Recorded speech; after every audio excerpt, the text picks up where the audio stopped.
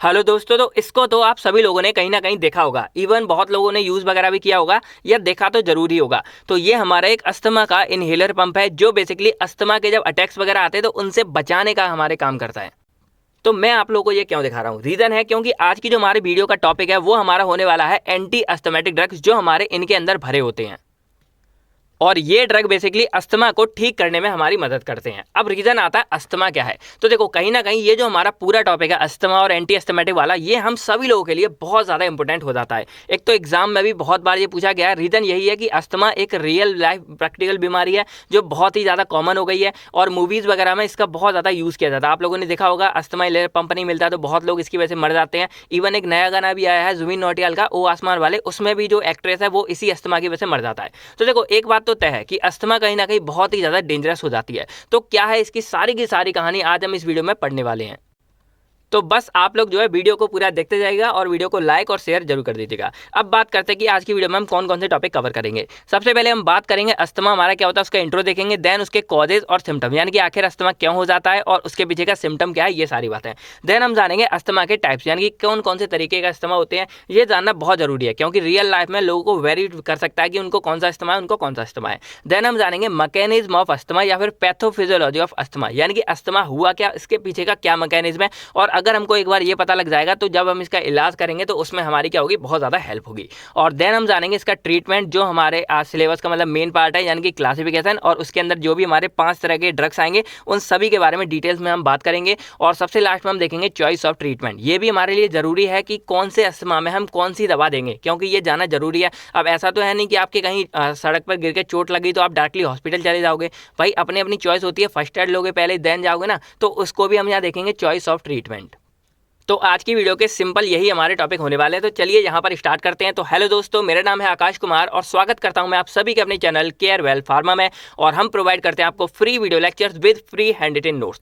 चलिए तो जहाँ समझते हैं, तो पहले हम बात करते हैं कि अगर एंटी अस्थमेटिक ड्रग्स को डिफाइन किया जाए तो सिंपल हम कह सकते हैं कि these are those drugs which are used in the treatment of asthma, यानी कि सिंपल बोल सकते हैं कि ये अस्थमा को ठीक करने में हमारी हेल्प करते हैं। और दूसरी बात की जाए तो अस्थमा को ही ब्रोंकियल अस्थमा भी बोला जाता है। रीजन हमारे जो पिछली वीडियो थी उसमें मैंने आपको बताया था पूरा रेस्पिरेटरी सिस्टम के बारे में। तो जो रेस्पिरेटरी सिस्टम है उसका यहाँ पर आपको शॉर्ट दिख जाएगा। तो उसकी जो ये चीज़ होती है इसको हम ब्रोंकाइज बोलते हैं। तो ये ब्रोंकाई के अंदर हमारा डेवलप होता है, इसलिए इसको जो है ब्रोंकियल अस्थमा भी बोला जाता है। ये सिंपल सा इसका रीजन है। तो अब हम बात करते हैं अस्थमा के बारे में। भाई कुछ तो ऐसी परेशानी है अस्थमा में, तभी तो इसका हम यहाँ इलाज लेकर आए, इसकी हम दवाई के बारे में पढ़ेंगे। तो पहले हमको जानना है कि आखिर अस्थमा होता क्या है और इसमें ऐसी क्या प्रॉब्लम है कि भाई हमको इनकी दवाओं के बारे में स्टडी करनी पड़ रही है। तो देखा जाए तो अस्थमा एक हमारी इन्फ्लामेटरी बीमारी है। अब लोग कन्फ्यूज, भाई इन्फ्लामेशन से कैसे, तो और भी तरह से होते हैं, वो मैं आपको टाइप्स में बताऊंगा। लेकिन इसका जो मेन रीजन होता है वो हमारा होता है इन्फ्लामेशन, यानी कि इन्फ्लामेशन की वजह से अस्थमा हमारा कॉज हो जाता है।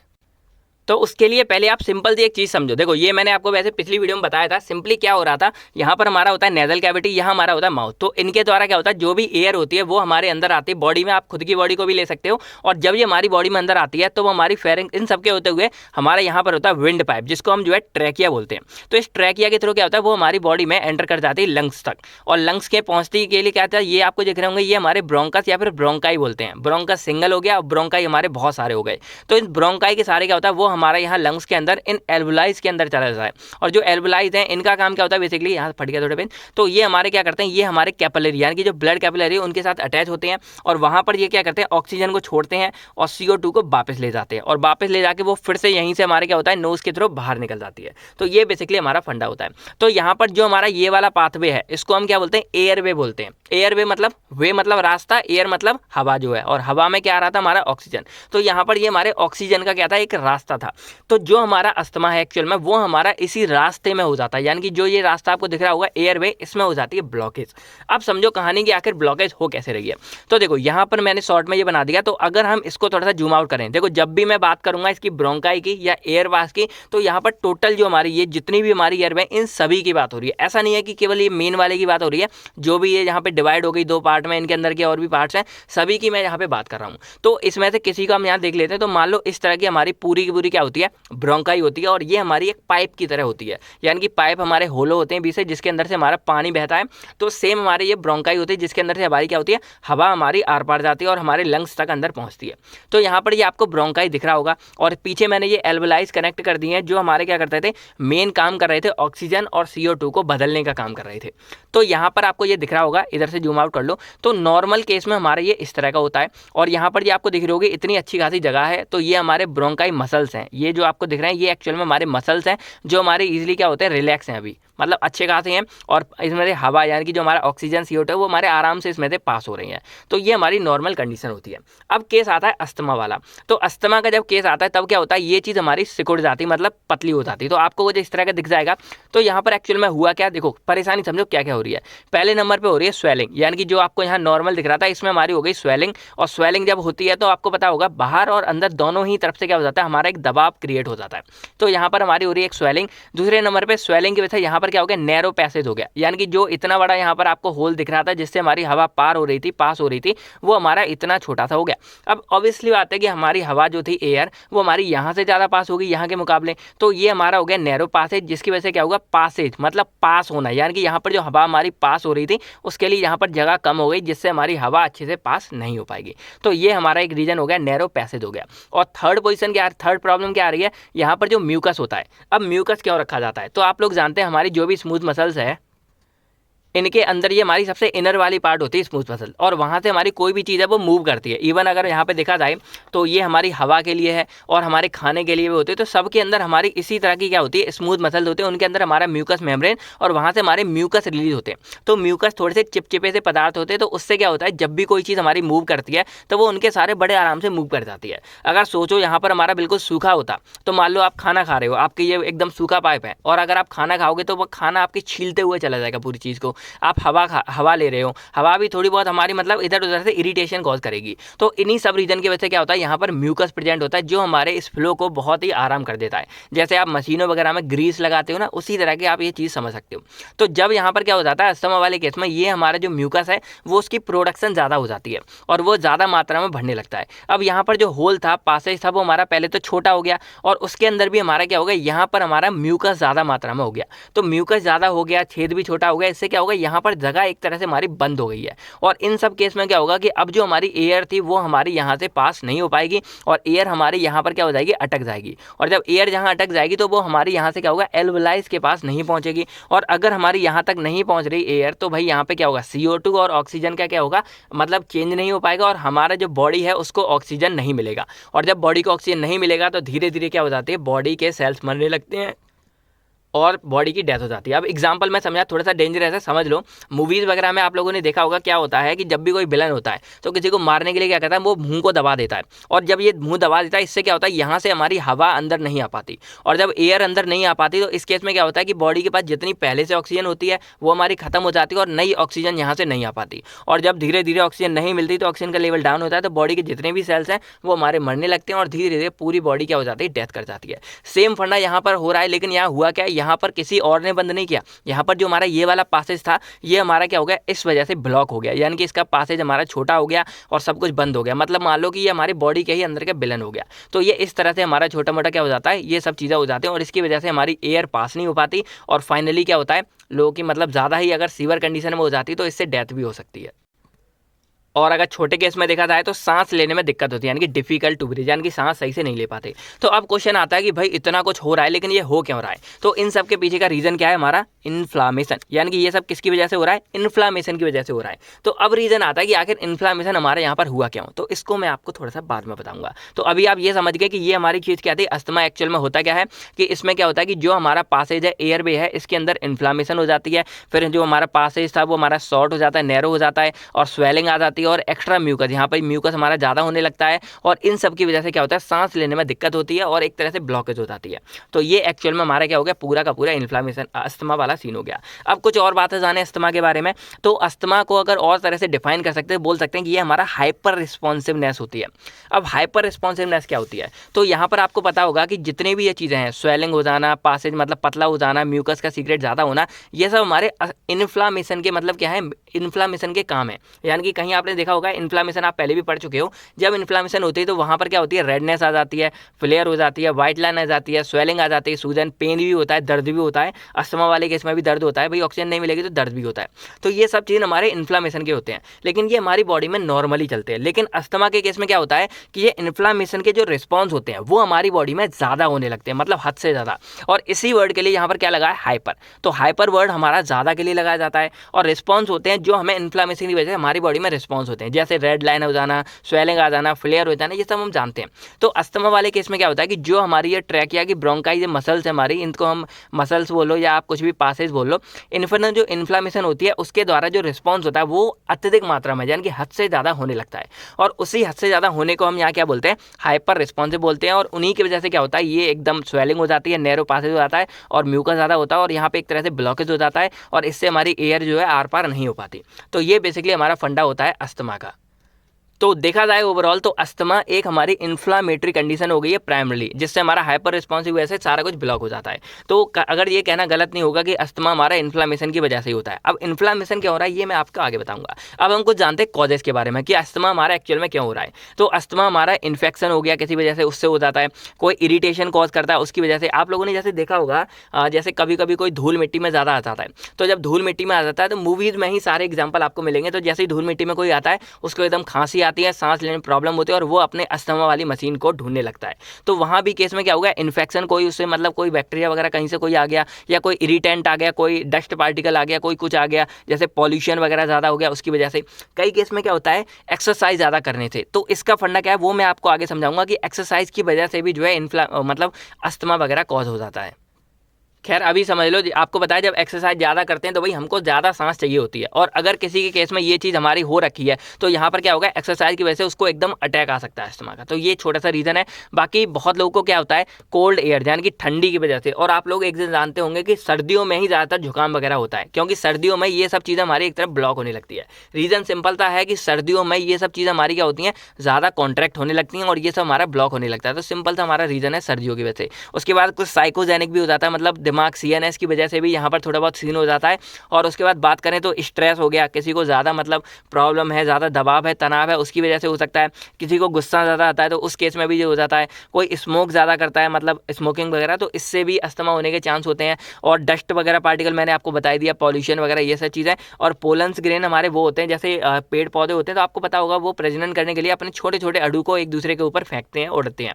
तो वो अगर किसी के नोज़ वगैरह में चले जाता है तो उससे भी हमको ये अस्थमा वगैरह कॉज हो सकता है। तो ये सब कुछ हमारे कॉजेस थे जो मोस्टली लोग आप सभी लोग जानते होंगे। अब बात करते हैं सिम्टम्स की, यानी कि अस्थमा अगर किसी को होता है तो उसके पीछे के क्या सिम्टम होते हैं। सबसे मेन और इंपॉर्टेंट सिम्टम क्या है, डिस्पनोइया। तो डिस्पनोइया हमारा एक्चुअल में क्या चीज़ है, शॉर्टनेस ऑफ ब्रीथ, यानी कि सांस लेने में दिक्कत होने लगती है। और सबसे बड़ा रीज़न ही हमारा यही है अस्थमा का, कि अगर अस्थमा होगा तो सांस सही से नहीं ले पाते, सांस लेने में दिक्कत हो रही है। तो ये बेसिकली हमारा हो गया डिस्पनोइया। सेकंड आता है वीजिंग। तो वीजिंग एक तरह से विशल वर्ड से मिलता जुलता है ना। तो यहाँ पर क्या होता है कि देखो आप लोगों को पता होगा जब इस तरह से होता है तो यहाँ पर नोज़ और ये सब चीज़ें हमारी ब्लॉक होने लगती है। तो यहाँ पर हमारी हल्की बहुत जगह मिलती है, और इस चक्कर में क्या होता है लोगों को सांस थोड़ा सा खींच कर लेनी पड़ती है। भाई आपने देखा होगा ना, नाक जब ब्लॉक हो जाती है सर्दियों में तो एकदम खींच खींच के सांस लेते हैं। तो उस केस में क्या होता है विसल जैसा साउंड है, जैसे कोई सीटी मारा हो ना उस तरह का साउंड आने लगता है। आप लोगों ने ये देखा होगा जब आप सीटी बजाते हो तो फूक मारते हो ना तेज, तो पतली जगह से आवाज़ निकलती है। तो सेम फंडा हो जाता है कि एकदम विसल साउंड आने लगता है, इसको हम वीजिंग बोलते हैं। जैसे कोई सीटी मार रहा हो इस तरह की चीज़ है। बाकी कफ हो जाता है, ये तो आप सभी लोग जानते होंगे, कफ जमा हो गया, खांसते हैं, थोड़ा बहुत स्प्यूटम वगैरह आता है, तो ये रीज़न हो गए। हिंदी में सुन लो बलगम वगैरह, ये सारी चीज़ें। फिर यहाँ बात करते हैं तो काम करने का कुछ भी मन नहीं करता, एकदम लिमिटेशन, क्योंकि भाई यहाँ पर क्या हो रहा है एक तरह से ऑक्सीजन की कमी हो रही है हमारी बॉडी में। और अगर ऑक्सीजन की कमी हो जाएगी, क्योंकि यहाँ पे सारा कुछ जब ब्लॉक होने लगेगा तो ऑक्सीजन कम आएगा, और ऑक्सीजन की कमी आएगी तो बॉडी में एनर्जी ही नहीं बचेगी, क्योंकि ऑक्सीजन ही है वो हमारे ग्लूकोज को तोड़कर ATP में कन्वर्ट करता है। ये शायद मैं आपको पहले बता चुका हूँ। तो जब ऑक्सीजन की कमी होगी तो यहाँ पर ओवरऑल क्या होगा, ये सारी प्रॉब्लम होने लगेगी। तो ये बेसिकली सिम्टम्स हैं जो हमको अस्थमा के केस में देखने को मिलते हैं। तो अब बारी आती है, अब समझते हैं हम टाइप्स ऑफ अस्थमा, यानी कि अस्थमा कितने तरह के हो सकते हैं। तो देखा जाए ओवरऑल मेनली दो ही तरह के अस्थमा मतलब हर तरफ आपको देखने को मिलेंगे। एक हमारा होता है एक्सट्रिंसिक अस्थमा, और दूसरा हमारा होता है इंट्रिंसिक। तो एक्सट्रिंसिक का मतलब एक्सटर्नल होता है, मतलब बाहर का, और इंट्रिंसिक मतलब होता है अंदर का, यानी कि इनर वाला पार्ट। तो एक्सट्रिंसिक का मतलब सिंपल है कि ये हमारा एलर्जिक अस्थमा होता है, यानी कि बाहर से जब कोई चीज़ हमारी बॉडी में आती है, जैसे कोई एलर्जी सोर्स हो गया, या डस्ट पोलन, जैसे आप लोगों ने देखा होगा ना, कोई धूल मिट्टी वाले पार्ट में चला गया या गेट खुल गया तो आपको अचानक से छींक आ जाती है, स्नीजिंग हो जाती है, तो वो सब हमारे इसी इन्फ्लामेशन की वजह से होता है। तो ये मेनली हमारा बाहर वाला चीज़ होता है, इसको हम एक्सटेंसिव बोलते हैं। आगे मैं जब आपको इसका मैकेनिज्म बताऊंगा तो ये सारी चीज़ें आपकी क्लियर हो जाएंगी। तो ये हमारा मेनली होता है कॉमन, सबसे ज़्यादा मतलब मोस्टली यही पाया जाता है और यही एपिसोडिक होता है। यानी कि आप लोगों ने देखा होगा अचानक ही किसी को आने लगता है, दिन में किसी को 1-2 बार आ रहा है, किसी को मतलब दिन में आ रहा है, किसी को हफ्ते में 1-2 बार आ रहा है। तो ये हमारा एपिसोडिक, जैसे एपिसोड आते हैं उसी तरह से होता है, हफ्ते में 2 बार, शनिवार रविवार, रोज डेली। तो इस तरह से हमारे ये एपिसोडिक की तरह आता है। फिर हमारे जो होता है इंट्रिंसिक वाला, ये थोड़ा सा डेंजरस, आप इसको समझ सकते हैं, लेकिन ये इतना ज़्यादा कॉमन नहीं होता, मतलब ज़्यादा नहीं होता। ये हमारा नॉन एलर्जिक होता है। तो नॉन एलर्जिक मतलब आप समझ सकते हैं कि इसमें कोई एलर्जी का सीन नहीं होता। जैसे मान लो पेरेंट्स के द्वारा किसी में आ गया हो, या यहाँ पर ये मतलब एक तो पेरेनियल होता है, यानी कि कंटिन्यूसली चलता रहता है। और उसकी बात की जाए तो ये मोस्टली जो है सर्दियों के कारण होता है, मतलब सर्दियों में जब सारी चीज़ें सिकुड़ जाती हैं, कॉन्ट्रैक्ट हो जाती हैं, उस कंडीशन में होता है। और ज़्यादा कोई स्ट्रेस वगैरह ले ले उस कंडीशन में हो जाता है। साइकोजेनिक वगैरह वाले सीन भी इसमें हो सकते हैं। तो अब बस याद करने का यही तरीका है कि ये हमारा यानी कि एक्सटर्नल वाला है, जब बाहर से कोई चीज़ हमारी आ रही है, कोई डस्ट एलर्जन, उस वजह से हो रहा है। और ये हमारी बॉडी में अंदर से ही हो रहा है, कोई स्मोकिंग ज़्यादा करता है उसकी वजह से हो गया, सर्दी जुकाम ज़्यादा हो गया, किसी को ठंड ज़्यादा लग गई तो उसकी वजह से हो गया। तो ये मेनली हमारे अंतर हो गया इसके। अब हमारे कुछ और तरीके के आते हैं जो इन्हीं के पार्ट वगैरह समझ लो। पहला हो गया एडल्ट ऑनसेट अस्थमा। तो ये जो होता है वो बेसिकली किसी भी एज में होता है, लेकिन मोस्टली उन लोगों को होता है जो 40 साल से यंगर होते हैं, यानी कि थोड़े से एडल्ट टाइप होते हैं। फिर आता है स्टेटस अस्थमेटिकस। तो ये एक ऐसी कंडीशन है जब अस्थमा हमारा लॉन्ग लास्टिंग हो जाता है, यानी कि लंबे समय तक टिक जाता है। और इस केस में क्या होता है, अस्थमा को ट्रीटमेंट की जरूरत होती है, यानी कि उसकी दवाई जो है वो रेगुलर चलने लगती है। फिर हमारा आता है एक्सरसाइज इंड्यूस अस्थमा। तो ये मैं आपको पहले ही बताया कि जब कोई फिजिकल एक्टिविटी ज़्यादा करता है तो उस केस में जो अस्थमा हमारा एकदम जनरेट हो जाता है उसको हम एक्सरसाइज इंड्यूस अस्थमा कहते हैं। छोटे छोटे नाम है, समझ लो, क्योंकि आगे आपको डिटेल्स में मतलब हेल्प करेंगे ये चीज़ें। फिर हमारा आता है एक ऑक्यूपेशनल अस्थमा। तो ऑक्यूपेशन से रिलेटेड मतलब क्या है, ये वर्क पे रिलेटेड हो जाता है। जैसे कुछ लोग क्या होता है केमिकल फैक्ट्रियों में ज़्यादा काम करते हैं, तो केमिकल फ्यूम की वजह से या उसकी डस्ट की वजह से या कुछ और इरिटेटिंग थिंग्स होती हैं, कोई केमिकल गैस हो गई, तो उन सब की वजह से कुछ क्या होता है अस्थमा कॉज हो जाता है, इसको हम ऑक्यूपेशनल अस्थमा बोलते हैं। फिर हमारा आता है नॉक्ट्यूर्नल अस्थमा। तो ये मेनली वो होता है जो रात में ज़्यादा वो करता है। और आप लोगों ने देखा होगा रात में सबसे ज़्यादा, मतलब आप दिन भर में अच्छे खासे घूम रहे हो, रात में लेटे हो और एकदम ऐसा सीन हो जाता है कि आप बिना विक्स के सो ही नहीं पाओगे, विक्स लगा के ही सो रहे हैं, सारा कुछ एकदम ब्लॉक हो जाता है, तो इसको हम नॉक्ट्यूर्नल अस्थमा बोल देते हैं यहाँ पर। फिर हमारा आता है एस्प्रिन इंड्यूस्ड अस्थमा। तो इसमें क्या होगा कि एस्प्रिन भी कई बार जो है अस्थमा को इंड्यूस कर देते हैं। कब, जब मान लो किसी को स्नीजिंग मतलब सर्दी जुकाम ज़्यादा हो गई है, साइनस प्रेशर एक अंदर सा मतलब प्रेशर है यहाँ पे छाती वगैरह में, फिर कफ वगैरह ज़्यादा हो रहा है और इस केस में कोई एस्प्रिन वगैरह लेता है तो हल्का बहुत ही हमारा अस्थमा को इंड्यूस कर सकता है। बाकी इसके बारे में डिटेल्स में कभी और बात करेंगे। फिर बात करते हैं कफ वेरिएंट अस्थमा। तो इसमें एक ही सिम्टम देखने को मिलता है कि जो कफ होता है वो ज़्यादा लंबे समय तक के लिए किसी की बॉडी में टिक जाता है, तो ये हो गया कफ वेरिएंट अस्थमा। और लास्ट में यहाँ आता है ईस्नोफिलिक अस्थमा। तो इसमें क्या होता है, ईस्नोफिल आप जानते होंगे व्हाइट ब्लड सेल्स को एक तरह से कहा जाता है, और ये हमारे इम्यून सिस्टम की चीज़ है। तो ये हमारे क्या होता है, इम्यून सिस्टम बॉडी में ज़्यादा आ जाता है और उसकी वजह से क्या होता है, ये अस्थमा हमारा कॉज हो जाता है। तो ये लगभग 35 से 50 साल के लोगों को होता है। अब समझते हैं हम अपना मैकेनिज्म ऑफ अस्थमा, जो एक बहुत ही ज़्यादा इंपॉर्टेंट चीज़ हो जाती है। तो इसको हम पैथोफिजियोलॉजी ऑफ अस्थमा भी बोल सकते हैं, जो आप लोगों ने सेकंड सेम में जरूर पढ़ी होगी, नहीं पढ़ी तो यहाँ समझ लो। तो अब समझो पहले जनरल बात कि हमारी बॉडी में एक्चुअल में चीज़ें सारी की सारी काम कैसे करती हैं। तो देखो नॉर्मली क्या होता है कि जैसे मान लो कोई भी फॉरेन सब्सटेंस हमारी बॉडी में एंटर कर गया, मान लो अगर हम अपना रेस्पिरेटरी सिस्टम का केस ले लें, तो मान लो ये नोज की से क्या हुआ, कोई नोज टिल से कोई भी फॉरेन मेटल जो हमारी बॉडी का पार्ट नहीं है वो हमारी बॉडी में क्या हुआ, एंटर कर गया। और जब वो हमारी बॉडी में एंटर कर गया तो हम ले रहे हैं रेस्पिरेटरी सिस्टम की बात, तो यहाँ पर ये एलर्जी कॉज करेगा, तो इसको हम एलर्जेंस नाम दे सकते हैं। तो ये हमारी बॉडी में जैसे ही एंटर कर जाता है, हमारी बॉडी का जो इम्यून सिस्टम है, आप लोगों को पता होगा इम्यून सिस्टम एक तरह से हमारी बॉडी का आर्मी होती है, जो हमारी बॉडी को बाहर की चीज़ों से बचा के रखती है। तो जब हमारे बॉडी में कोई भी फॉरेन सब्सटेंस आएगा, हमारी बॉडी जैसे ही सेंस करती है, हमारी बॉडी का इम्यून सिस्टम जिसमें व्हाइट ब्लड सेल, प्लेटलेट, बहुत सारी चीज़ें होती हैं, वो एकदम एक्टिवेट हो जाती हैं। और वो जैसे ही एक्टिवेट हो जाती हैं, वो उनके एक तरह से हथियार या चाबी मान लो एंटीबॉडीज़ होती हैं, तो वो इन चाबी को एक्टिवेट कर देती है। तो बॉडी ने क्या किया, इम्यून सिस्टम को रेडी कर दिया जैसे कोई बाहर की चीज़ें आई, और उसने क्या किया, एंटीबॉडीज़ को एक्टिवेट कर दिया। यहाँ पर जो चीज़ हमारी बाहर की आई वो एंटीजन का रूप एक तरह से ले लेती हैं। तो जो बाहर की चीज़ें होती हैं उसको हम क्या बोलते हैं, एंटीजन बोलते हैं। अब मैं आपको यहाँ बताता हूँ इम्यून सिस्टम वाला सीन। तो इम्यून सिस्टम के अंदर कुछ हमारे जैसे मास्ट सेल हो गए, टी लिम्फोसाइट्स हो गए, ईसिनोफिल्स हो गए। तो ये एक तरह से हमारे इम्यून सिस्टम की तिजोरियां हैं, मतलब इनके अंदर हमारे इन्फ्लामेटरी मीडिएटर्स भरे होते हैं जो हमारे इसके साथ क्या करेंगे, फाइट करेंगे। समझ रहे हो ना क्या क्या चीज़ें होती है। तो यहाँ पर समझो क्या हो रहा है कि जो हमारी एंटीबॉडीज़ हैं उनको आप एक तरह से चाबी की तरह समझो, वो हमारे क्या हुए, इस मास्ट सेल या हमारे जो भी चीज़ें इन पर आके क्या हो जाते हैं, अटैच हो जाते हैं। तो एग्जाम्पल के लिए हमने मास्ट सेल लिया जिसके अंदर हमारे जैसे मीडिएटर्स हमारे भरे होते हैं, जैसे हमारा सबसे इंपॉर्टेंट होता है हिस्टामिन, फिर हमारे आते हैं प्रोटीज एंजाइम हो गए, टीएफ हो गए, मतलब बहुत सारी चीज़ें हो गई। तो ये हमारे इसके ऊपर जाके क्या हो जाते हैं, अटैच हो जाते हैं। अब यहाँ से हमारा एंटीजन आता है, यहाँ से हमारा लग गया एंटीबॉडी। तो ये एंटीजन हमारे इसी एंटीबॉडी के साथ जाके क्या होंगे, बाइंड हो जाते हैं। और इसी को हम यहाँ पर क्या बोलते हैं, एंटीजन एंटीबॉडी इंटरेक्शन बोलते हैं। और जब ये हमारा होता है तो इसके बाद जो हमारा मास्ट सेल है इसमें हो जाती है डी ग्रेनुलेशन, मतलब यहाँ पर जो ये ग्रेन्यूल सब बड़ा सा हमारा, वो ग्रेन्यूल्स हमारा डी फॉर डिलीट हो जाता है, यानी कि टूटने लगता है।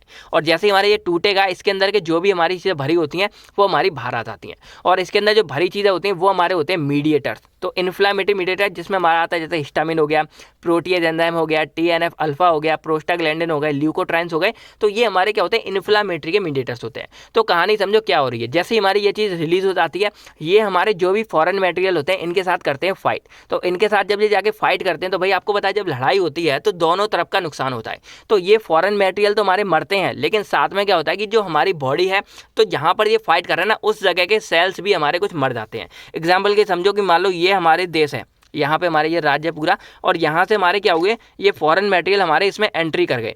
तो जब एंट्री करेंगे तो हमारे जो देशवासी यहाँ पर वो क्या कर रहे हैं, वो इसके साथ यहाँ पर लड़ रहे हैं। लेकिन जब इसके साथ वो लड़ेंगे तो ये आस पड़ोस की हमारी चीज़ ये भी तो हमारी थोड़ी बहुत घायल हो जाती है ना। तो यहाँ पर क्या होता है कि इस जगह के जो हमारे सेल्स होंगे ये हमारे घायल हो जाते हैं, और यहाँ पर हमको क्या देखने को मिलेगी, स्वेलिंग देखने को मिलेगी, पेन देखने को मिलता है, रेडनेस देखने को मिलता है। तो यही तो हमारी होती है इन्फ्लामेशन। तो यहाँ पर बेसिकली एक बार फिर से समझो क्या हुआ, कोई भी फॉरेन मटेरियल आया वो उसको हम एलर्जेंस का रूप में लेते हैं, क्योंकि रेस्पिरेटरी सिस्टम की बात थी, बॉडी में गया तो बॉडी में जाके वो एंटीजन की तरह काम करेगा। और जब बॉडी में कोई बाहर की चीज़ आएगी तो बॉडी सेंस करके अपने इम्यून सिस्टम को एक्टिवेट कर देती है। इम्यून सिस्टम अपनी चाबी को भेजता है एंटीबॉडीज़ को, और जब बहुत सारी एंटीबॉडीज़ हमारी जनरेट हो जाती हैं तो वो हमारी मास्ट सेल के पास आके क्या होती हैं, उसके ऊपर लग जाती हैं। और जब मास्ट सेल पर लग जाती हैं तो जैसे ही कोई एंटीजन हमारा बॉडी में यहाँ पे मतलब एंटर करता है, बाहर वाली चीज़ है, वो हमारी इसके साथ जाके फाइट करेगी। और जैसे इन पे ये इंटरेक्शन होगा एंटीबॉडी एंटीजन एंटीबॉडी वाला, मास्ट सेल हमारा हो जाएगा डीग्रेन, यानी कि टूट जाएगा, बिखर जाएगा। और जैसे ही हमारे ये खुलता है, इसके अंदर से हमारे इन्फ्लेमेटरी मीडिएटर रिलीज होते हैं, ये बहुत सारे, और ये सारे के सारे हमारे इन्फ्लामेशन वाले मीडिएटर्स हैं।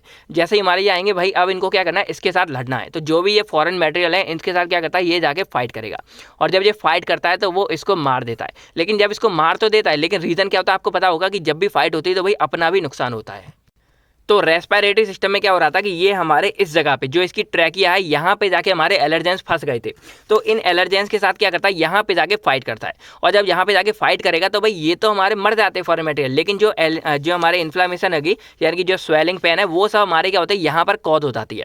और उसकी वजह से क्या होगा, ये हमारे यहाँ पर स्वेल कर जाएगा, और इसके अंदर का म्यूकस हमारा भाई सेफ्टी पर्पज़ के लिए म्यूकस ज़्यादा रिलीज होता है। सिंपल सी बात है कि मान लो अगर छत से कोई गिर रहा है, भाई ऑब्वियसली बात है, एग्जांपल समझो, छत से कोई गिर रहा है तो आप क्या करोगे, नीचे ट्राई करोगे कि भाई उसको या तो कोई पकड़ने के लिए खड़ा हो, या फिर नीचे हम कोई गुदगुदी चीज़ लगा देंगे गद्दे वाली, या फिर कोई मतलब झूला या कोई ऐसे पकड़ने के लिए तैयार रहता है। सेम म्यूकस हमारा एक तरह से क्या है, सेफ्टी मैकेनिज्म वाली चीज़ है जो हमारे इसको बचाने का काम करेगा, स्मूथ मसल्स को। तो जब यहाँ इन्फ्लामेशन होगी तो स्मूथ मसल भाई म्यूकस हमारी ज़्यादा रिलीज होगी, क्योंकि उसको थोड़ी पता है कि यहाँ पे भाई कॉन्ट्रैक्ट हो गया, वो तो इसको बचाने के लिए ज़्यादा रिलीज कर रहा है। तो सेम म्यूकस हमारा क्या होता है, यहाँ पे ज़्यादा रिलीज करने लगता है। तो इन सब केस में क्या होता है कि स्वेलिंग हो गई, पेन हो गई, वहाँ पर रेडनेस हो गई, वहाँ पर हमारी म्यूकस ज़्यादा रिलीज हो रही है, पैसेज हमारा छोटा हो गया इन सब चक्करों में। तो इससे क्या होता है, हमारा इन्फ्लेमेशन और इन सब की वजह से हमारा अस्थमा कॉज हो जाता है। तो ओवरऑल देखा जाए तो ये एक वैसे अच्छा मैकेनिज्म था जो हमारी बॉडी को बचाना चाह रहा था, लेकिन वो बचाने के चक्कर में क्या हो जाता है कि यहाँ पर अस्थमा हमारा कॉज हो जाता है। मतलब एक तरह से कह सकते हैं कि काम तो इसने अच्छा किया भाई, फॉरेन मटेरियल से बाहर के मटेरियल लड़ रहा था, लेकिन इसी केस में क्या होगा, खुद का बॉडी का ज़्यादा ही नुकसान हो गया। तो ये था बेसिकली हमारा फंडा पूरा का पूरा इन्फ्लामेशन का और अस्थमा का। अब यहाँ पर अगर आप सोचो कि अगर आपको अस्थमा ठीक करना है तो आपको क्या करना पड़ेगा, आपको ये इन्फ्लामेशन कम करनी पड़ेगी। तभी तो भाई बेशक हमारे फॉरेन मटेरियल आ जाए, ज़्यादा नुकसान नहीं पहुँचाएंगे, लेकिन ये इन्फ्लामेशन से बहुत ज़्यादा नुकसान हो रहा था, क्योंकि ये अस्थमा को कॉज कर रहा था। तो इस इन्फ्लामेशन को रोकना है। दूसरा केस है कि अगर मान लो इसके ये जो जहाँ पे आके जुड़ रहा था, अगर हम इसको रोक दें तो रीज़न हो गया। तीसरा हमारे जो मास्ट सेल है, इसको अगर हम यहाँ पे रोक दें तो भाई बहुत सारी हमको जगह पता चल गई। हम इन मीडिएटर्स को ज़्यादा रोक सकते हैं, हम इस इन्फ्लामेशन को रोक सकते हैं, हम अस्थमा को रोक सकते हैं, इस एंटीजन को रोक सकते हैं, इस फॉरेन मटेरियल को भी रोक सकते हैं, इस मास्ट सेल को रोक सकते हैं, इस एंटीजन एंटीबॉडी इंटरेक्शन को रोक सकते हैं। तो बस इसी तरह से हमारा इलाज निकला कि हमको यहाँ पता चल गया कि ये हमारा ये प्रोसेस थी, ये हमारी हो रही थी किसी भी अस्थमा को बनाने के लिए। तो हमने सोचा कि यहाँ पर बस इसी से हमारे ड्रग्स बनेंगे जो हमारे इसको इस सबको खत्म करने का काम करेंगे। तो ये बेसिकली हमारा फंडा था पूरा का पूरा पैथोफिजियोलॉजी वाला। एक बार शॉर्ट में देखो तो क्या हो रहा था, हमारे मेनली मास्ट सेल होते हैं जो हमारे इसके लिए रिस्पॉन्सिबल होते हैं, क्योंकि इसके अंदर हमारे होते हैं बहुत सारे इन्फ्लामेटरी मीडिएटर जो हमारे इन्फ्लामेशन को कॉज कर रहे थे। तो जब कोई फॉरेन मटेरियल हमारा नोज में आता है, नोज से लंग्स में जाता है, तो लंग्स में क्या हो जाती है, इन्फ्लामेशन, और इस इन्फ्लामेशन में हमारे बहुत सारे मीडिएटर्स हमारे रिलीज होते हैं। जैसे हमारे यहाँ हो गया मीडिएट, जैसे हिस्टामिन हो गया, प्रोटीज एंजाइम हो गया, TNF अल्फा, यहाँ पे हमारे इंटरल्यूकिन्स होते हैं हमारे, ये भी हमारे एक इन्फ्लामेटरी मीडिएटर्स हैं। और फिर यहाँ पे जो हमारी सेल मेम्ब्रेन होती है उसके जो फॉस्फोलिपिड्स हैं वहाँ से हमारा एरिकोडोनिक आता है, और उसके अंदर से प्रोस्टाग्लैंडिन, ल्यूकोट्राइन्स, और ये हमारा होता है प्लेटलेट एक्टिवेटिंग फैक्टर यानी कि TXA2। तो ये सारी चीज़ें हमारी रिलीज होती हैं जो हमारी फाइनली क्या करेंगे, इन्फ्लामेशन यानी कि swelling, narrow passage, mucus plugging और डिस्पोनिया, ये सब चीज़ें मैं आपको पहले बता चुका हूँ। तो ये बेसिकली हमारा पूरा फंडा होता है। तो हमको बस क्या है, इसको रोकने का यहाँ पे काम करना है। तो ये चीज़ आप यहाँ समझ गए होंगे। बाकी ये भी मैंने आपको बता दिया, ये हो जाता है। और एक और चीज़ आपको ऐड करनी है, वो ये है कि ये हमारी रिवर्सिबल प्रोसेस होती है, यानी कि जब इन्फ्लामेशन वगैरह होता है तो ये जो बंद हो रही है ना, ये रिवर्सिबल है, यानी कि ये वापस भी हो जाती है नॉर्मल। आपने देखा हो ना, कई बार आप, ऐसा तो नहीं हर बार डॉक्टर के पास आते हैं, कई बार आपका जो ब्लॉकेज हो जाता है तो वो छोटा मोटा केस होता है, लेकिन वो आपका नॉर्मल वापस आ जाता है। तो ये एक रिवर्सिबल चीज़ होती है जो ज़्यादा नहीं होती है। एयर वे ऑब्स्ट्रक्शन बता रहा हूँ, पूरा अस्थमा नहीं बता रहा हूँ। अगर किसी को अस्थमा हो जाता है तो वो क्रॉनिक और एक्यूट दोनों हो सकता है, लेकिन जो ये ब्लॉकेज मैं आपको बता रहा हूँ ना, ये एक तरह से रिवर्सिबल होता है। अगर छोटे केस में होता है तो ये हमारा ठीक हो जाता है। और ऑब्स्ट्रक्शन का मतलब होता है वादा यानी कि रुकावट, यानी कि ये हमारे एयरवे में क्या होगी, रुकावट हो रही है इन सब रीजन से। तो ये कुछ वर्ड हैं, ये आपको याद भी करने पड़ेंगे क्योंकि आप सीनियर हो गए हो, तो आपके लेवल के ये कुछ वर्ड हैं जो आपको याद, हमेशा मैं चाहता यहाँ शॉर्ट में लिख देता कि यहाँ कुछ भी प्रिवेंट हो गया या यहाँ स्टॉपेज हो गया, तो ये वर्ड नहीं, आपको ये भी जानने पड़ेंगे। तो ये बेसिकली हमारी बात होगी। और ये सब मैंने आपको बता दिया कि हिस्टामिन और ये सब चीज़ें हमारी रिलीज कैसे होती हैं। तो ये बेसिकली फंडा हो गया। तो अब हमको समझना है ट्रीटमेंट ऑफ अस्थमा, यानी कि हम अस्थमा को ठीक कैसे करेंगे। तो अस्थमा को ठीक करने के लिए हमारे कुछ और बातें, जैसे सेल्फ केयर एक होती है। सेल्फ केयर में क्या है कि स्मोकिंग कोई ज़्यादा करता है तो उसको क्विट कर दे। फिर लाइफ स्टाइल को इम्प्रूव कर लो। भाई बहुत लोग हैं ज़्यादा ही चीज़ें वैसे खाते रहते हैं, कभी रात में कोई जाग रहा है, दिन में सो रहे हैं। तो ये सब चीज़ों को इम्प्रूव करो, क्योंकि कहीं ना कहीं ये सारी की सारी चीज़ें, आपकी आदतें जो होती हैं वो आपकी लाइफ स्टाइल और आपकी हेल्थ पर बहुत ज़्यादा असर डालती हैं। तो ये एक रीज़न हो गया। फिर दूसरे सीन में क्या होता है, जब ज़्यादा ही सीरियस कंडीशन हो जाती है उसको डायरेक्ट ही ऑक्सीजन की थेरेपी दी जाती है। मतलब ऑक्सीजन उसको सीधे लगाया जाता है और ऑक्सीजन उसकी बॉडी में डायरेक्टली पहुंचाया जाता है। क्योंकि इन पूरे के पूरे सीन में हो क्या रहा था, ओवरऑल यहाँ पर हमारी ऑक्सीजन की तो कमी हो रही थी ना, तो ऑक्सीजन की थेरेपी भी दी जाती है कई केस में। और सबसे लास्ट में हमारा आता है मेडिकेशन यानी कि ड्रग्स, जिसके बारे में हम यहाँ डिटेल्स में पढ़ेंगे। तो अब हम बात करते हैं classification of anti asthmatic drugs. तो ये जो भी चीज़ आप देख रहे थे सारा का सारा हम KD त्रिपाठी के अकॉर्डिंग ही अब पढ़ने वाले हैं। जो पहले पढ़ा वो हमने मतलब कहीं से समझा था, अब ये आपको पढ़ेंगे KD त्रिपाठी के अकॉर्डिंग। तो यहाँ पर हमारे बेसिकली 5 तरह की क्लासिफिकेशन है और सबसे ज़्यादा इंपॉर्टेंट इसमें हमारी आती है ब्रोंकोडायलेटर। अब इसके पीछे का रीज़न क्या है, देखो यहाँ पर हो क्या रहा था, एक तरह से देखा जाए तो ये सब जो हमारा पतला हो रहा था तो इसको हम क्या बोलेंगे, ब्रोंको कंस्ट्रिक्शन। मतलब समझो, ब्रोंको मतलब होता है ब्रोंकाई, जो हमारी ये चीज़ें हैं, और कॉन्स्ट्रिक्शन मतलब होता है सिकुड़ना या फिर पतला होना। तो यही तो यहाँ पर हो रहा था, ये हमारी ब्रोंकाइज है और ये हमारी पतली हो रही, जिसकी वजह से हमारी सारी प्रॉब्लम हो रही। तो अगर हम इसको फिर से, यानी कि इसको हम पहले जैसा अगर यहाँ पे कर दें, तो यहाँ पे अस्थमा इधर हुआ है, इधर अस्थमा नहीं है। तो अगर हम इसको पहले जैसा कर दें, इसको डायलेट कर दें, डायलेट मतलब इसको चौड़ा कर दें, दोबारा इसमें जगह बना दें, तो हमारा क्या हो जाएगा, ये ठीक हो जाएगी। तो इसीलिए यहाँ पर हमारे यूज़ किए जाते हैं ब्रोंको डायलेटर। तो अब आपको बहुत ही ध्यान से सुनना है, क्योंकि ये दवा आपको सारी चीज़ें समझनी है, रियल लाइफ में भी आप इनका यूज़ वगैरह कैसे करेंगे, सारी की सारी बातें। तो ये हमारे हो गए ब्रोंको डायलेटर, जो हमारे सबसे ज़्यादा इंपॉर्टेंट है। और काम सिंपल इनका क्या होता है कि हमारे जो एयरवे होता है उसको ओपन करते हैं, उसको डायलेट करते हैं, जिससे सांस लेने में क्या हो, आसानी हो। इसके अंदर हमारी फर्दर 3 क्लासें आती हैं। पहली हमारी है बीटा 2 सिम्पैथोमाइमेटिक्स, मतलब जो हमारा सिंपैथेटिक सिस्टम होता है उसी को ये एक्टिवेट करने का काम करेंगे। आज तक आप इसके ब्लॉकर पढ़ रहे थे, लेकिन इसमें हम पढ़ेंगे बीटा 2 सिम्पैथोमाइमेटिक। एक चीज़ और है, वो मैं आपको आगे ऐड कर दूंगा। फिर हमारा आता है मिथाइलजेंथिन, इसके बारे में भी पढ़ेंगे। और थर्ड हमारी इसमें आती है एंटी कोलिनर्जिक, तो ये भी आप लोग जानते हैं। तो ये तीनों हमारे आते हैं ब्रोंकोडायलेटर्स के अंदर, ड्रग्स के नाम यहाँ पर लिखे हुए हैं। देन हमारी सेकंड इसमें क्लास आते हैं, ये सब देखो मेन हमारे जो फर्स्ट लाइन ड्रग्स हैं वो हमारे यही रहेंगे, और साथ में फिर हम जो है इनका यूज़ करेंगे। तो सेकंड हमारे आते हैं ल्यूकोट्राइन्स एंटागोनिस्ट, जो हमारे अल्टरनेट की तरह हम इसमें यूज़ करेंगे। तो इसका मेनली फंडा देखो, नाम से समझो, ल्यूकोट्राइन्स एंटागोनिस्ट, मतलब ये ल्यूकोट्राइन्स को रोकने का काम करेंगे। तो ये बेसिकली हमारे सिस्टीन LT1 ये हमारा एक ल्यूकोट्राइन्स का ही पार्ट है। तो ये बेसिकली फंडे होगा। इसमें 2 ड्रग आते हैं, मोंटेलुकास्ट और जाफिरल्यूकास्ट। इसका नाम आपने सुना होगा, सिट्राजिन के साथ कई बार इसको मिला के दिया जाता है। देन थर्ड हमारा आता है मास्ट सेल स्टेबलाइजर। तो जो मास्ट सेल मैंने आपको दिखाया था जिसके अंदर से हमारी चीज़ें निकल रही थी, तो ये जो हमारे ड्रग्स होते हैं वो उस मास्ट सेल को प्रिवेंट कर देते हैं कि वो अपने अंदर के मीडिएटर्स को बाहर ना निकाले, मतलब उसकी डीग्रेनुलेशन को रोकने का काम करते हैं। तो इस तरह ये हमारे काम करते हैं। कम यूज़ किए जाते हैं ये हमारे जैसे सोडियम क्रोमोग्लाइकेट हमारा इसका ड्रग हो गया, और कीटोटिफेन, इसके बारे में डिटेल में आगे पढ़ेंगे। और फोर्थ हमारे आते हैं कॉर्टिकोस्टेरॉइड्स। तो ये चीज़ बेसिकली हमारी क्या होती है कि ये इन्फ्लामेशन को रोकने का काम करती है। तो ये हमारे बहुत ज़्यादा हेल्पफुल होते हैं, लेकिन आप हमेशा से जानते हैं कि जो स्टेरॉइड्स होते हैं उनके साइड इफेक्ट बहुत बहुत ज़्यादा होते हैं, तो इसीलिए इनका कम यूज़ किया जाता है। बाकी इसमें ये आते हैं हमारे इनहेलेशन वाले। तो इनहेलेशन कॉर्टिकोस्टेरॉइड को हम क्या बोलते हैं, शॉर्ट में ICS बोलते हैं, I for inhalation, C for cortico और S फॉर स्टेरॉइड। तो ये हमारे थोड़े ज़्यादा हेल्पफुल हैं क्योंकि इनके साइड इफेक्ट कम होते हैं। बाकी जो सिस्टमेटिक वाले हैं इनके साइड इफेक्ट काफ़ी ज़्यादा अच्छे खासे होते हैं, तो इनका यूज़ हम कम ही करते हैं। तो ये भी हमारे इन्फ्लामेशन को कम करेंगे। और आपको पता है कि इन्फ्लामेशन हमारा एक मेन रीजन है जो हमारे अस्थमा को कॉज करता है। तो इसके एग्जांपल सिस्टमैटिक में हमारे आते हैं हाइड्रोकॉर्टिसोइन और प्रेडिनिसोल। तो इनके साइड इफेक्ट ज़्यादा देखने को मिलते हैं। फिर आते हैं हमारे इनहेलेशन वाले। तो इसमें हमारे वैक्लोमीथासोन हो गया, डी प्रोपियोनेट हो गया, व्यूडासोनाइड हो गया, और फ्लूटिकासोन हो गया, प्रोपियोनेट और फ्लूनासोइड, और ये हमारा हो गया सिस्लेसोनाइड। तो नाम ऐसे ही मिलेंगे, आपको याद करने पड़ेंगे।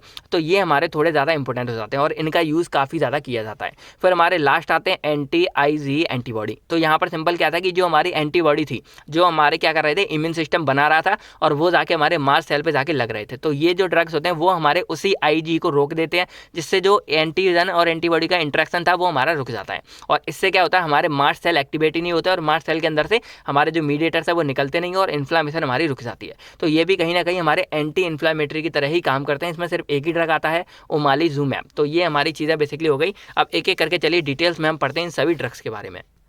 तो पहली हमारी क्लास यहाँ पे आती है ब्रोंको डायलेटर। तो देखा जाए सिंपल सा फंडा क्या है कि ब्रोंको डायलेटर्स नाम से समझो, ब्रोंको मतलब ब्रोंकाई, डायलेटर्स मतलब डायलेट करना यानी कि चौड़ा करना। तो इनका सिंपल सा इतना फंडा है कि जो हमारे यहाँ पर ये यहाँ कॉन्स्ट्रिक्ट हो गई है, इसको डायलेट करेंगे और इससे क्या होगा, पासेज हमारा सिंपल क्लियर हो जाएगा और हमारी जो भी ऑक्सीजन या सांस ले रहे हैं वो हमारे अच्छे से लेने लगेंगे। तो ये इनका सिंपल सा यहाँ फंडा होता है। मैंने छोटा सा बना दिया, ये मान लो जहाँ कॉन्टैक्ट होगी इसको दोबारा पहले से बना देगा, तो यहाँ से हमारी एयर होगी अच्छी खासी पास हो जाएगी। तो ये हमारा ब्रोंको डायलेटर का काम होता है। इसमें हमारे मेन 3 क्लासें आती हैं, मैंने बता दिया पहले, बीटा-2 सिम्पैथोमाइमेटिक्स, मिथाइलजेंथिन और एंटीकोलिनर्जिक। तो इनका मैकेनिज्म हम तीनों का कंबाइंड समझेंगे। पहले एक छोटा सा फंडा समझ लो, ये हमारे हैं बीटा-2 सिम्पैथोमाइमेटिक। और अगर आपको याद हो कि ये सिम्पैथोमाइमेटिक्स हमारे एक्चुअल में क्या होते हैं, हमारा जो सिंपैथेटिक सिस्टम होता है ना, उसके जो हमारे ड्रग्स रहेंगे उसको मिमिक करेंगे। माइमेटिक्स मतलब होता है मिमिक, यानी कि उनके एक्शन को कॉपी करेंगे।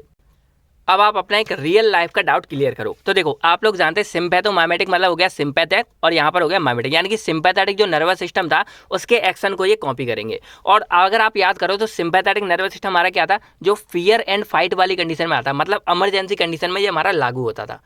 मतलब जैसे एग्जांपल समझो, कभी कोई कुत्ता पीछे पड़ गया तो आप बहुत देर तक भाग लेते हो। ये सारी चीज़ें मैं आपको पहले बहुत बार बता चुका हूँ। तो ये सब हमारा होता है सिंपैथेटिक। तो इसमें क्या हो रहा था, मेन काम यहाँ हो रहा था वेजो कंस्ट्रिक्शन, यानी कि हमारी ब्लड वेसल पतली हो जाती है और यहाँ पर बीपी हमारा बढ़ जाता था, ये काम था। लेकिन इसका जो रेस्पिरेटरी सिस्टम पे क्या काम था कि यहाँ पर ये ब्रोंको डायलेशन कर रहा था। तो यही इसका एक पॉजिटिव इफेक्ट था। जब हमारे ये सिंपैथेटिक के जो ड्रग्स हैं वो जब बीटा-2 पे बाइंड होते हैं तो ये हमारे ब्रोंको डायलेशन कर रहे थे।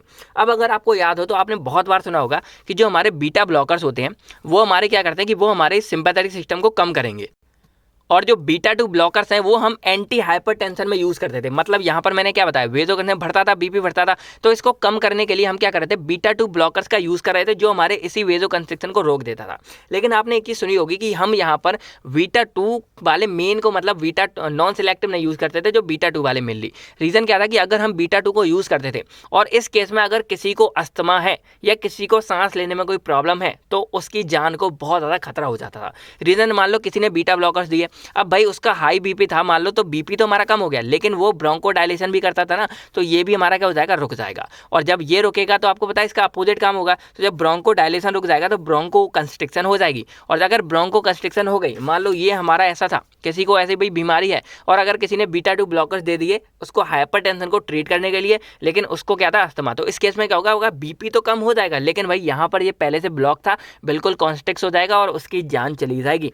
तो यहाँ पर ये बहुत ही ज़्यादा डेंजरस हो जाता है। इसीलिए ये बात हमेशा याद रखनी है कि अगर किसी को बीटा मतलब एंटी हाइपरटेंसिव ड्रग में बीटा ब्लॉकर्स देने हैं, बीटा 2 ब्लॉकर्स तभी देंगे जब उसको अस्थमा नहीं हो। अगर उसको अस्थमा है तो बीटा 2 ब्लॉकर्स का बिल्कुल ही यूज़ नहीं करना। तो ये बेसिकली हमारा फंडा होता है। तो इसमें हम यूज कर, बाकी फायदा आपको बताया क्या है कि ये ड्रग्स हमारे क्या करते हैं, ब्रोंको डायलेशन करते हैं। तो ब्रोंको डायलेशन के लिए हम यहाँ बीटा ब्लॉकर्स नहीं बल्कि बीटा 2 के एगोनिस्ट यूज करेंगे, जो हमारे बीटा रिसेप्टर को क्या करेंगे, एक्टिवेट करेंगे। तो इसीलिए यहाँ पर हमारे यूज किए जाते हैं बीटा 2 सिम्पैथोमाइमेटिक्स, जो हमारे क्या करेंगे, सिंपैथेटिक सिस्टम को बढ़ाएंगे। और इसका एक फंडा आपको बताता क्या कि ये हमारे ब्रोंको डायलेशन करते हैं, अस्थमा को ठीक करेंगे। तो ये बेसिकली हमारा इसका फंडा हो गया। बाकी अब समझते हैं मैकेनिज्म ऑफ एक्शन की, आखिर ये चीज़ हमारी काम कैसे करती है। तो देखो यहाँ पर आपको ये दिख रहा होगा, तो लेट करो कि ये हमारी क्या है, एक ब्रोंकाई की स्मूथ मसल्स की सेल है। सिंपल सी बात है भाई, आपको पता होगा स्मूथ मसल में हमारे बीटा 2 रिसेप्टर, यानी कि जो रेस्पिरेटरी सिस्टम है हमारे लंग्स वगैरह, वहाँ पे हमारा बीटा 2 रिसेप्टर प्रेजेंट होता है। तो यहाँ पर ये समझो हमारा क्या है, बीटा 2 रिसेप्टर प्रेजेंट है। और यहाँ पर आपको ये दिख रहा होगा, ये हमारा है M3 रिसेप्टर, जो हमारा एक कॉलिनर्जिक रिसेप्टर है। तो कॉलिनर्जिक के हमारे M1 2 3 4 5 थे, तो उसमें जो तीसरा वाला रिसेप्टर था वो हमारा लंग्स में प्रेजेंट होता है, आप लोग ये भी जानते हैं। तो यहाँ पर हमारा M3 रिसेप्टर प्रेजेंट है। तो अब समझो ये दोनों के दोनों हमारे जो मस्कैरिन के ये वाला और ये हमारे जो बीटा 2 रिसेप्टर है, ये हमारे GPCR वाले होते हैं, यानी कि ये हमारा क्या है, जी प्रोटीन कपल रिसेप्टर, जो हमारे लिए बहुत ज़्यादा इंपॉर्टेंट। मैंने आपको हर बार बोला है, अगर आपने इसकी वीडियो नहीं देखी हो जाके आप सर्च करके देख लो, GPCR बाई केरवेल फार्मा, आपको मिल जाएगी। तो इसको आप एक बार जरूर क्लियर कर लो, क्योंकि ये आपका पीछा नहीं छोड़ेगा। 4 सेम का था लेकिन आज तक इसने पीछा नहीं छोड़ा। तो ये हमारे होते हैं GPCR, और GPCR के हमारे 2 पाथवे होते हैं, एक हमारा होता है एडिनिल साइक्लेज वाला और एक हमारा होता है फॉस्फोलाइपेज यानी कि PLC वाला। तो जो हमारा बीटा 2 रिसेप्टर है ये हमारे इसी AC वाले पाथवे को फॉलो करेंगे। तो जैसे ही कोई भी बीटा 2 का ड्रग्स हमारा इसके ऊपर जाके बाइंड करेगा, वो इस बीटा 2 रिसेप्टर को एक्टिवेट कर देगा। और जैसे ही हमारा एक्टिवेट हो जाएगा, ये हमारा क्या करेगा, ATP को साइक्लिक AMP में कन्वर्ट करेगा, यानी कि एडिनिल साइक्लेज के द्वारा। और इसको आप लोगों बहुत जगह ये देखने को मिलेगा कि यहाँ पर GTP या फिर साइक्लिक GMP होता है। तो कंफ्यूज मत हो, ये केवल उसी के एक पार्ट है जिसको हम GMP भी लिख सकते हैं। तो अब यहाँ पर हुआ क्या कि जैसे ही हमारे इस पर कोई भी ड्रग इसका एगोनिस्ट बाइंड करेगा, वो इसको एक्टिवेट करेगा, और इसको जैसे एक्टिवेट करेगा ATP से कन्वर्ट हो जाएगा साइक्लिक AMP। अब इसका काम क्या होता है, देखो मैंने ज़्यादा लेंदी नहीं खींचा, शॉर्ट में आपको बता रहा हूँ। एक हमारा एंजाइम आप यहाँ समझो क्या होता है, MLC का, जिसको बोलते हैं myosin light chain kinase enzyme. और एंजाइम की पहचान आपको बताया, लास्ट में ASE लगाया तो क्या हो जाता है, हमारा एंजाइम हो जाता है। तो ये हमारा है myosin light chain kinase enzyme. और अगर आपको याद हो तो ये वाला डायग्राम आपको शायद याद आ गया होगा, जो मैंने मतलब पिछले 5th सेम में हर एक उसमें बनाया था।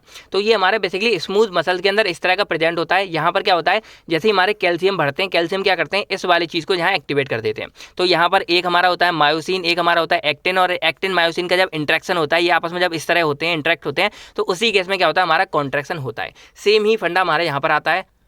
तो इसका नाम भी आपको यहाँ दिख जाएगा, क्या है, मायोसिन लाइट चेन काइनेज। तो जो मायोसिन है ना, जैसे ही हमारा ये MLC के हमारा बढ़ता है, ये हमारा इन मायोसिन और एक्टिन को क्या करता है, एक्टिवेट करता है, और ये आपस में क्या होता है, इंट्रैक्शन होने लगता है। और जब ये हमारे इस तरह से इंट्रैक्ट होंगे तभी तो हमारी ये मसल है वो हमारी कॉन्ट्रैक्ट होगी, रिलैक्स होगी। तो इससे क्या होता है, हमारा कॉन्ट्रैक्शन जो हो जाता है वो हमारा बढ़ जाता है। तो यहाँ पर एक चीज़ आप समझ गए कि जो MLC के है, मायोसिन लाइट चेन काइनेज, वो हमारा एक तरह से कॉन्ट्रैक्शन के लिए रिस्पॉन्सिबल होता है। और कॉन्ट्रैक्शन ये हर तरफ प्रेजेंट होता है भाई, जो भी स्मूथ मसल्स हैं। तो जो हमारी ब्रोंकाई की स्मूथ मसल है, वहाँ भी क्या करेगा, ये कॉन्ट्रैक्शन करेगा। और जब ज़्यादा कॉन्ट्रैक्शन हो जाएगी, हमारी जो स्मूथ मसल अंदर की चीज़ है वो ज़्यादा जब कॉन्ट्रैक्ट हो जाएंगी पतली, तो उस केस में क्या हो जाता है, अस्थमा कॉज हो जाता है। तो ये फंडा आप यहाँ पर MLCK का समझ गए। अब समझो काम क्या होता है कि जैसे ही हमने यहाँ ये दिया, ये हमारा साइक्लिक AMP को बढ़ा देगा। और साइक्लिक AMP का फंडा क्या होता है कि ये हमारे इसी MLCK को डाउन करेगा, यानी कि इनहिबिट करेगा, यानी एक तरह से इसको डिग्रेड करेगा। और जब साइक्लिक AMP हमारा इसको डिग्रेड करेगा, तो ये हमारा क्या होगा, ये कॉन्ट्रैक्शन भी हमारी क्या हो जाएगी, कम हो जाएगी। और इस सीन में क्या होगा, हमारा जो अस्थमा है वो हमारा क्या होगा, धीरे धीरे ट्रीट होगा। क्योंकि यहाँ पर कॉन्ट्रैक्शन जब हमारी कम हो जाएगी, ये जब हमारा कॉन्ट्रैक्ट नहीं होगा, तो यहाँ पर क्या होगा, हमारा होगा ब्रोंको डायलेशन, और इससे क्या होगी, हमारी होगी हेल्प। तो ये आप समझ गए होंगे, और मैंने ये इसीलिए बनाया क्योंकि इसको आपने एंटी हाइपरटेंशन हर तरफ आपने इसको पढ़ा होगा। तो जो हमारे ये वाले होते हैं बीटा 2 रिसेप्टर वाले, ये क्या करते हैं, ये इसको जाके क्या कर देंगे, इनहिबिट कर देंगे, जिससे कॉन्ट्रैक्शन हमारी रुक जाती है। तो यहाँ पर जो हमारे बीटा 2 सिम्पैथोमाइमेटिक्स हैं, ये हमारे भाई इन्हीं का मिमिक करेंगे एक्शन को। यानी कि जैसे एग्जाम्पल के लिए आप यहाँ पे शायद सालब्यूटामॉल, तो हमारा सालब्यूटामॉल यहाँ ज़्यादा इंपॉर्टेंट ड्रग है जो हमारा इसमें यूज़ होता है। तो जैसे ही हमारा वो यहाँ पे जाके बाइंड करेगा, वो इसको एक्टिवेट करेगा, और सारा एक्टिवेट होने के बाद वो हमारे इस MLCK को डिक्रीज करेंगे, इनहिबिट करेंगे। और जैसे ये कम होगा, हमारे यहाँ कॉन्ट्रैक्शन क्या होगी, कम होगी, और अस्थमा को ठीक करने में हेल्प होगी। तो ये बेसिकली फंडा आप समझ गए होंगे बीटा 2 सिम्पैथोमाइमेटिक्स का। अब हम बात करते हैं यहाँ पर हमारी दूसरी क्लास क्या है, यहाँ पर मिथाइल जेंथिन्स है। तो मिथाइल जेंथिन का सिंपली काम क्या होता है, देखो यहाँ पर आपको दिख रहा होगा साइक्लिक एएमपी का कितना बड़ा रोल था कि ये हमारे क्या कर रहा था, इसको जाके इनहिबिट कर रहा था। लेकिन यहाँ पर एक हमारा एंजाइम होता है फॉस्फोडाइएस्टरेज एंजाइम। तो देखो ये हमारी खुद की प्राकृतिक साइकिल है, नेचुरल जो हमारी चलती रहती है कि यहाँ एटीपी से हमारा साइक्लिक एएमपी बनेगा, फिर ये हमारा डिग्रेड होकर अगेन एएमपी में कन्वर्ट हो जाएगा और इससे फाइनली दोबारा जाके हमारा एटीपी बनेगा और उससे फिर से हमारी ये इस तरह चलती रहती है। तो ओवरऑल देखा जाए तो साइक्लिक एएमपी हमारा क्या हो रहा था, डिग्रेड, यानी कि ये रुक के खट के क्या हो रहा था, एएमपी में कन्वर्ट हो रहा था। साइक्लिक वाला सिंपल एएमपी में कन्वर्ट हो रहा था और उसमें एंजाइम हमारा लगता था फॉस्फोडाइएस्टरेज एंजाइम है, सिंपल ये है, इसको शॉर्ट में पीडी बोलते हैं। तो जो हमारा मिथाइल जेंथिन है, तो इसके अंदर हमारे दो, ये मिथाइल जेंथिन है, तो इसके अंदर जो ड्रग्स आते हैं उनका मेनली काम क्या होता है कि हमारे इसी एंजाइम को जाके खत्म कर देते हैं। और जब ये हमारे इस एंजाइम को जाके खत्म कर देंगे, ब्लॉक कर देंगे, इनहिबिट कर देंगे, तो इससे क्या होगा, अगर ये एंजाइम ना रही तो देखो क्या होगा, यहाँ पर ये जो साइक्लिक एएमपी है इसकी कंसंट्रेशन हमारी बढ़ती रहेगी, क्योंकि ये भाई यहाँ पे डिग्रेड नहीं हो रहा और यहाँ से बन रहा है क्योंकि भाई यहाँ ड्रग लगा है। तो इसकी जब कंसंट्रेशन हमारी बढ़ती जाएगी तो ये हमारा क्या करेगा, इसका काम ही यहाँ पर क्या है कि एमएलसीके को रोकेगा। तो अगर इसकी कंसंट्रेशन बढ़ जाएगी तो हमारा एमएलसीके को ये और ज़्यादा डाउन करेगा और जब ये हमारा और ज़्यादा डाउन होगा तो कॉन्ट्रैक्शन हमारी और ज़्यादा कम होगी और धीरे धीरे वो कॉन्ट्रैक्शन हमारी रिलैक्सेशन में बदलेगी और यहाँ पर क्या होगा, ब्रोंको डायलेशन होगा, रिलैक्सेशन ज़्यादा होगा। तो ये हमारा मेनली फंडा होता है इसी मिथाइल जेंथिन का, इसीलिए इनको कई जगह जो है पीडीई इनहिबिटर्स नाम से भी जाना जाता है। पीडी बोले तो phosphodiesterase, P for phospho, D for di और ई फॉर एस्ट्रेज, तो फॉस्फोडाइएस्टरेज एंजाइम इनहिबिटर से इसको बोलते हैं। तो ये हमारा हो गया मिथाइल जेंथिन का काम हो गया, डिटेल्स मैं आपको आगे बता दूंगा। और थर्ड हमारे इसमें आते हैं एंटी कोलिनर्जिक। तो देखो अब इसका फंडा समझो, देखो मैंने यहाँ बताया एक होता है बीटा और एक हमारा होता है M3 रिसेप्टर जो हमारा कोलिनर्जिक वाला होता है। तो यहाँ पर फंडा क्या होता है कि ये भी GPCR वाला होता है। तो जब भी कोई चीज़ यहाँ बाइंड करती है, ये हमारी इसी फॉस्फोलाइपेज C जो हमारा ये दूसरा वाला इसका जो GPCR है, इसका जो दूसरा पाथवे है उसको फॉलो कर देता है, उसको एक्टिवेट कर देगा। जैसे ये एक्टिवेट होता है, ये हमारा PIP2 एक एंजाइम होता है, उसको ये IP3 और DAC दो चीज़ों में कन्वर्ट कर देता है। और इस सीन में क्या होता है, प्रोटीन काइनेज एक एंजाइम एक्टिवेट हो जाता है और वो हमारा दो चीज़ें बनाता है। मैं शॉर्ट में आपको बता रहा हूँ, डिटेल्स में आप GPCR वाला मैकेनिज्म देख लेना, आपकी सारी कहानी क्लियर हो जाएगी। तो जैसे ये एक्टिवेट होता है, ये हमारे कैल्शियम की कंसंट्रेशन और एक कैम होता है हमारा जिसको कैलमोड्यूलिन बोलते हैं, तो इन दोनों को ये हमारा बढ़ाने का काम करता है। और जैसे ये दोनों बढ़ जाते हैं, इस कैल्शियम और इस कैम का सिंपल फंडा होता है कि ये इस MLCK को बढ़ाने का काम करता है। और जैसे ही हमारे ये MLCK बढ़ जाता है, आपको पता है इसका काम तो सिंपल कॉन्ट्रैक्शन है, तो जब ये बढ़ जाएगा तो कॉन्ट्रैक्शन और ज़्यादा बढ़ेगा और कॉन्ट्रैक्शन जब ज़्यादा बढ़ेगा तो यहाँ पर क्या होगा, अस्थमा हमको कॉज होता है और हद से ज़्यादा बढ़ेगा तो यहाँ बिल्कुल ही ब्लॉकेज हो जाती है।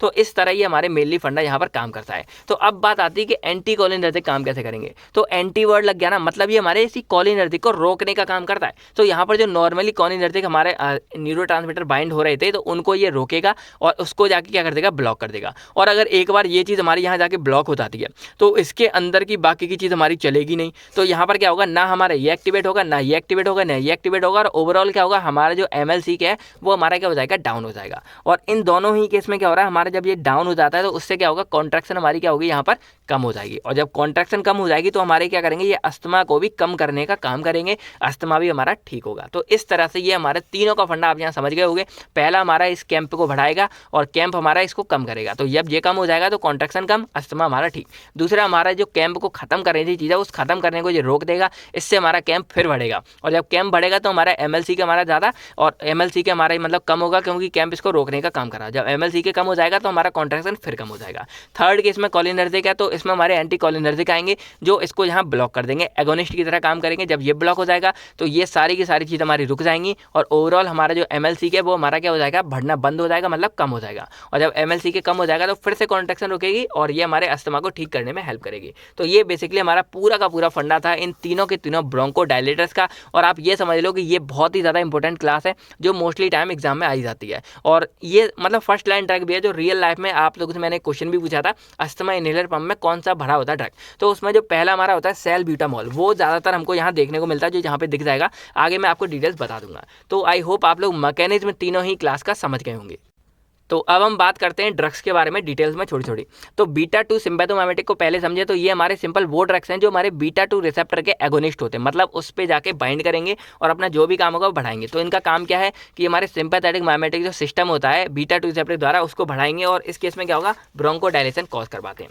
तो यहाँ पर आपको ये दिख जाएगा इसका मैकेनिज्म, जो मैंने आपको वहाँ बताया उसी को यहाँ पर लिखा हुआ आपको मिल जाएगा। अब इसका एक और काम होता है एडिशनल मैकेनिज्म, वो आप समझ लो कि जब हमारा कैंप बढ़ता है, ये मैंने आपको बताया कैंप जब बढ़ेगा बढ़ेगा तो कैंप हमारा हर तरफ बढ़ेगा, तो कैंप हमारा मास्ट सेल के अंदर भी बढ़ता है। और जब ये कैंप हमारा बढ़ेगा तो ये क्या करेगा, हमारे जो मास्ट सेल है या हमारे जो भी अदर इन्फ्लेमेटरी सेल्स हैं उनको क्या करेगा, उनको एक तरह से स्टेबल रखेगा और उनकी रिलीज को डिक्रीज कर देगा। यानी कि जो अपने अंदर से ये मीडिएटर्स को रिलीज कर रहे थे, देखो मैकेनिज्म आपको याद रखना जो मैंने आपको बताया था क्या था कि हमारे जो कैंप वगैरह थे, इस मास्ट सेल थे या जो भी हमारे सेल थे, इनके अंदर से हमारे मीडिएटर्स रिलीज हो रहे थे।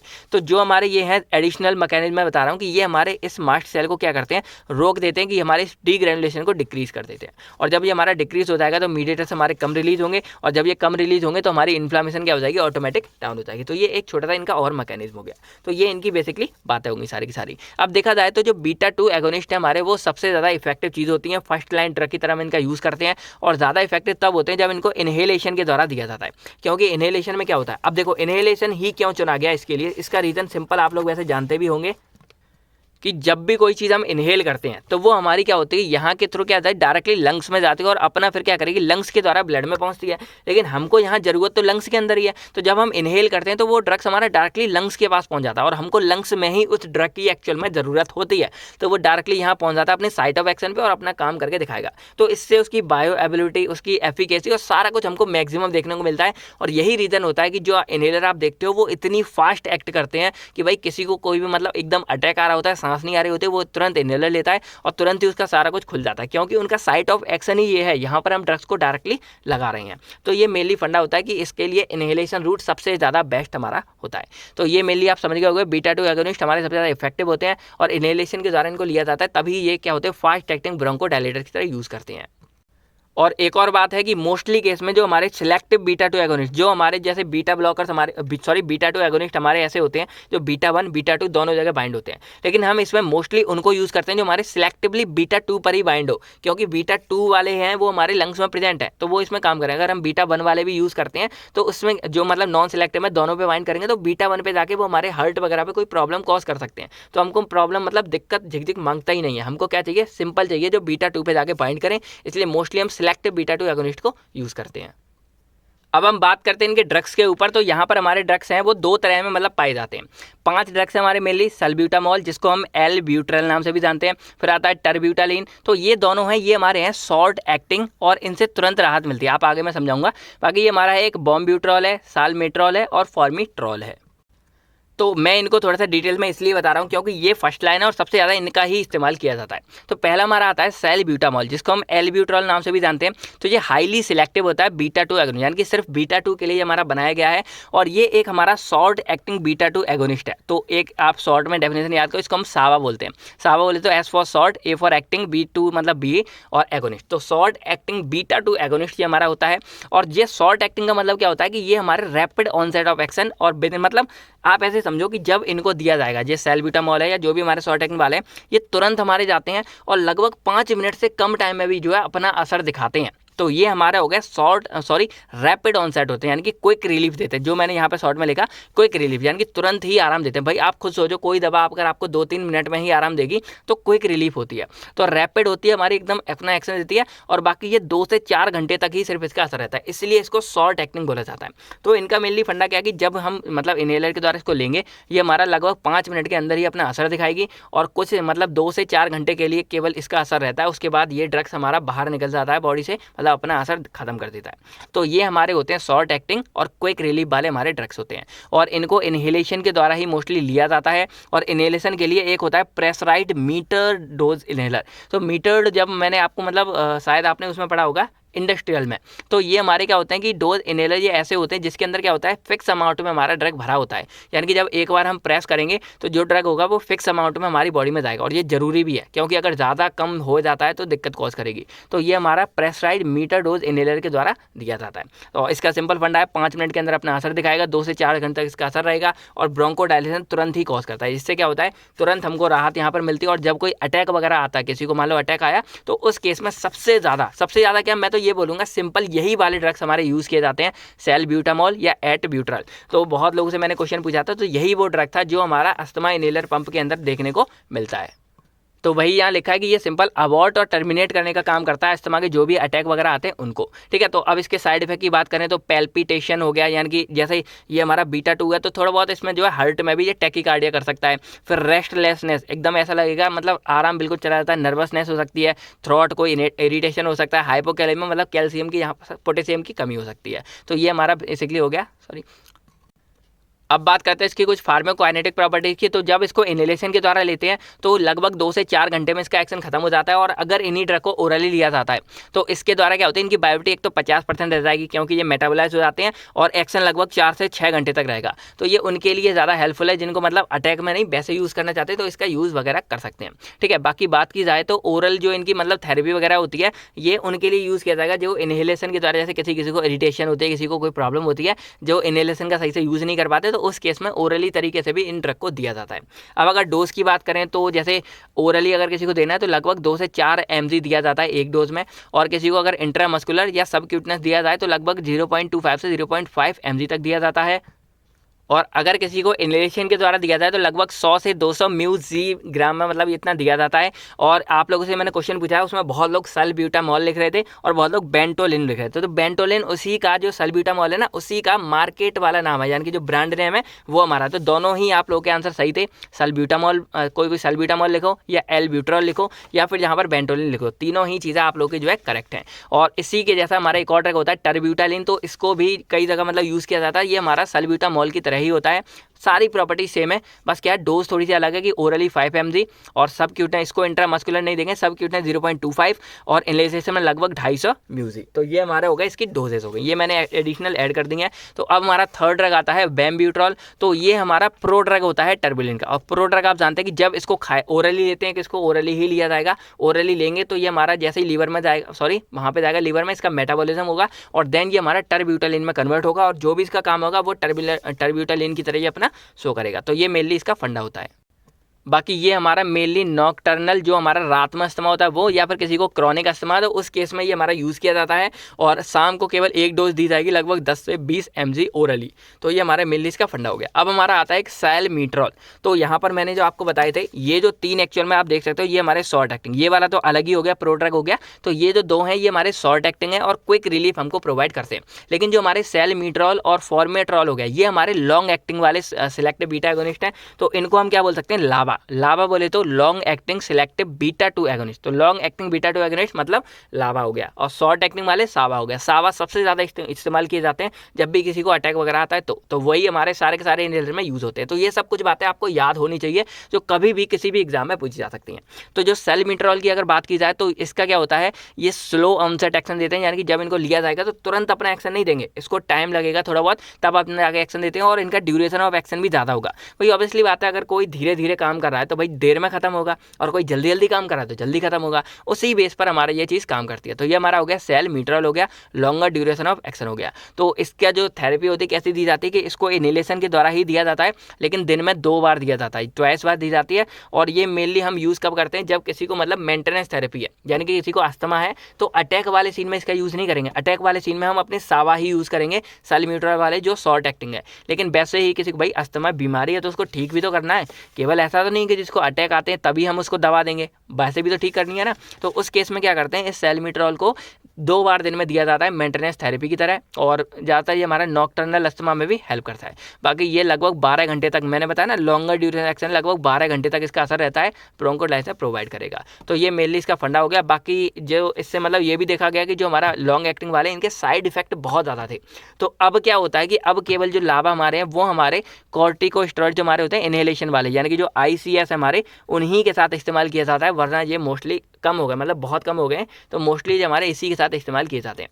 एग्जाम्पल देखा जाए तो सैलमीट्रॉल हमारा 250 म्यूजी हो गया, और ये हमारा फ्लीटाकोसॉन। तो अगर ये चीज़ मैं आपको आगे बताऊंगा, ये हमारा ICS है यानी कि इनहेल्ड कॉर्टिकोस्टेरॉइड्स है, आगे मैं आपको बताऊंगा। तो ये हमारे इन दोनों के कॉम्बिनेशन में यूज़ किया जाता है, प्रेशर मीटराइज, ये हमारा इनहेलर हो गया। फिर हमारा सेकंड आता है इसमें फॉर्मोट्रॉल। तो ये भी हमारा सैलमीट्रॉल की तरह सेम ही होता है, बाकी इसको मॉर्निंग इवनिंग 2 टाइम पे मतलब दिन में 2 बार दिया जाता है ब्रोंकोडायलेशन के लिए, अपना रेगुलेटरी इफेक्ट है। तो ये जो लॉन्ग एक्टिंग है ना, इनको रेगुलर थेरेपी की तरह यूज़ करते हैं, लेकिन जो हमारे शॉर्ट एक्टिंग है उनको इमरजेंसी कंडीशन में यूज़ किया जाता है। ये इतना सा इसका मेनली फंडा था।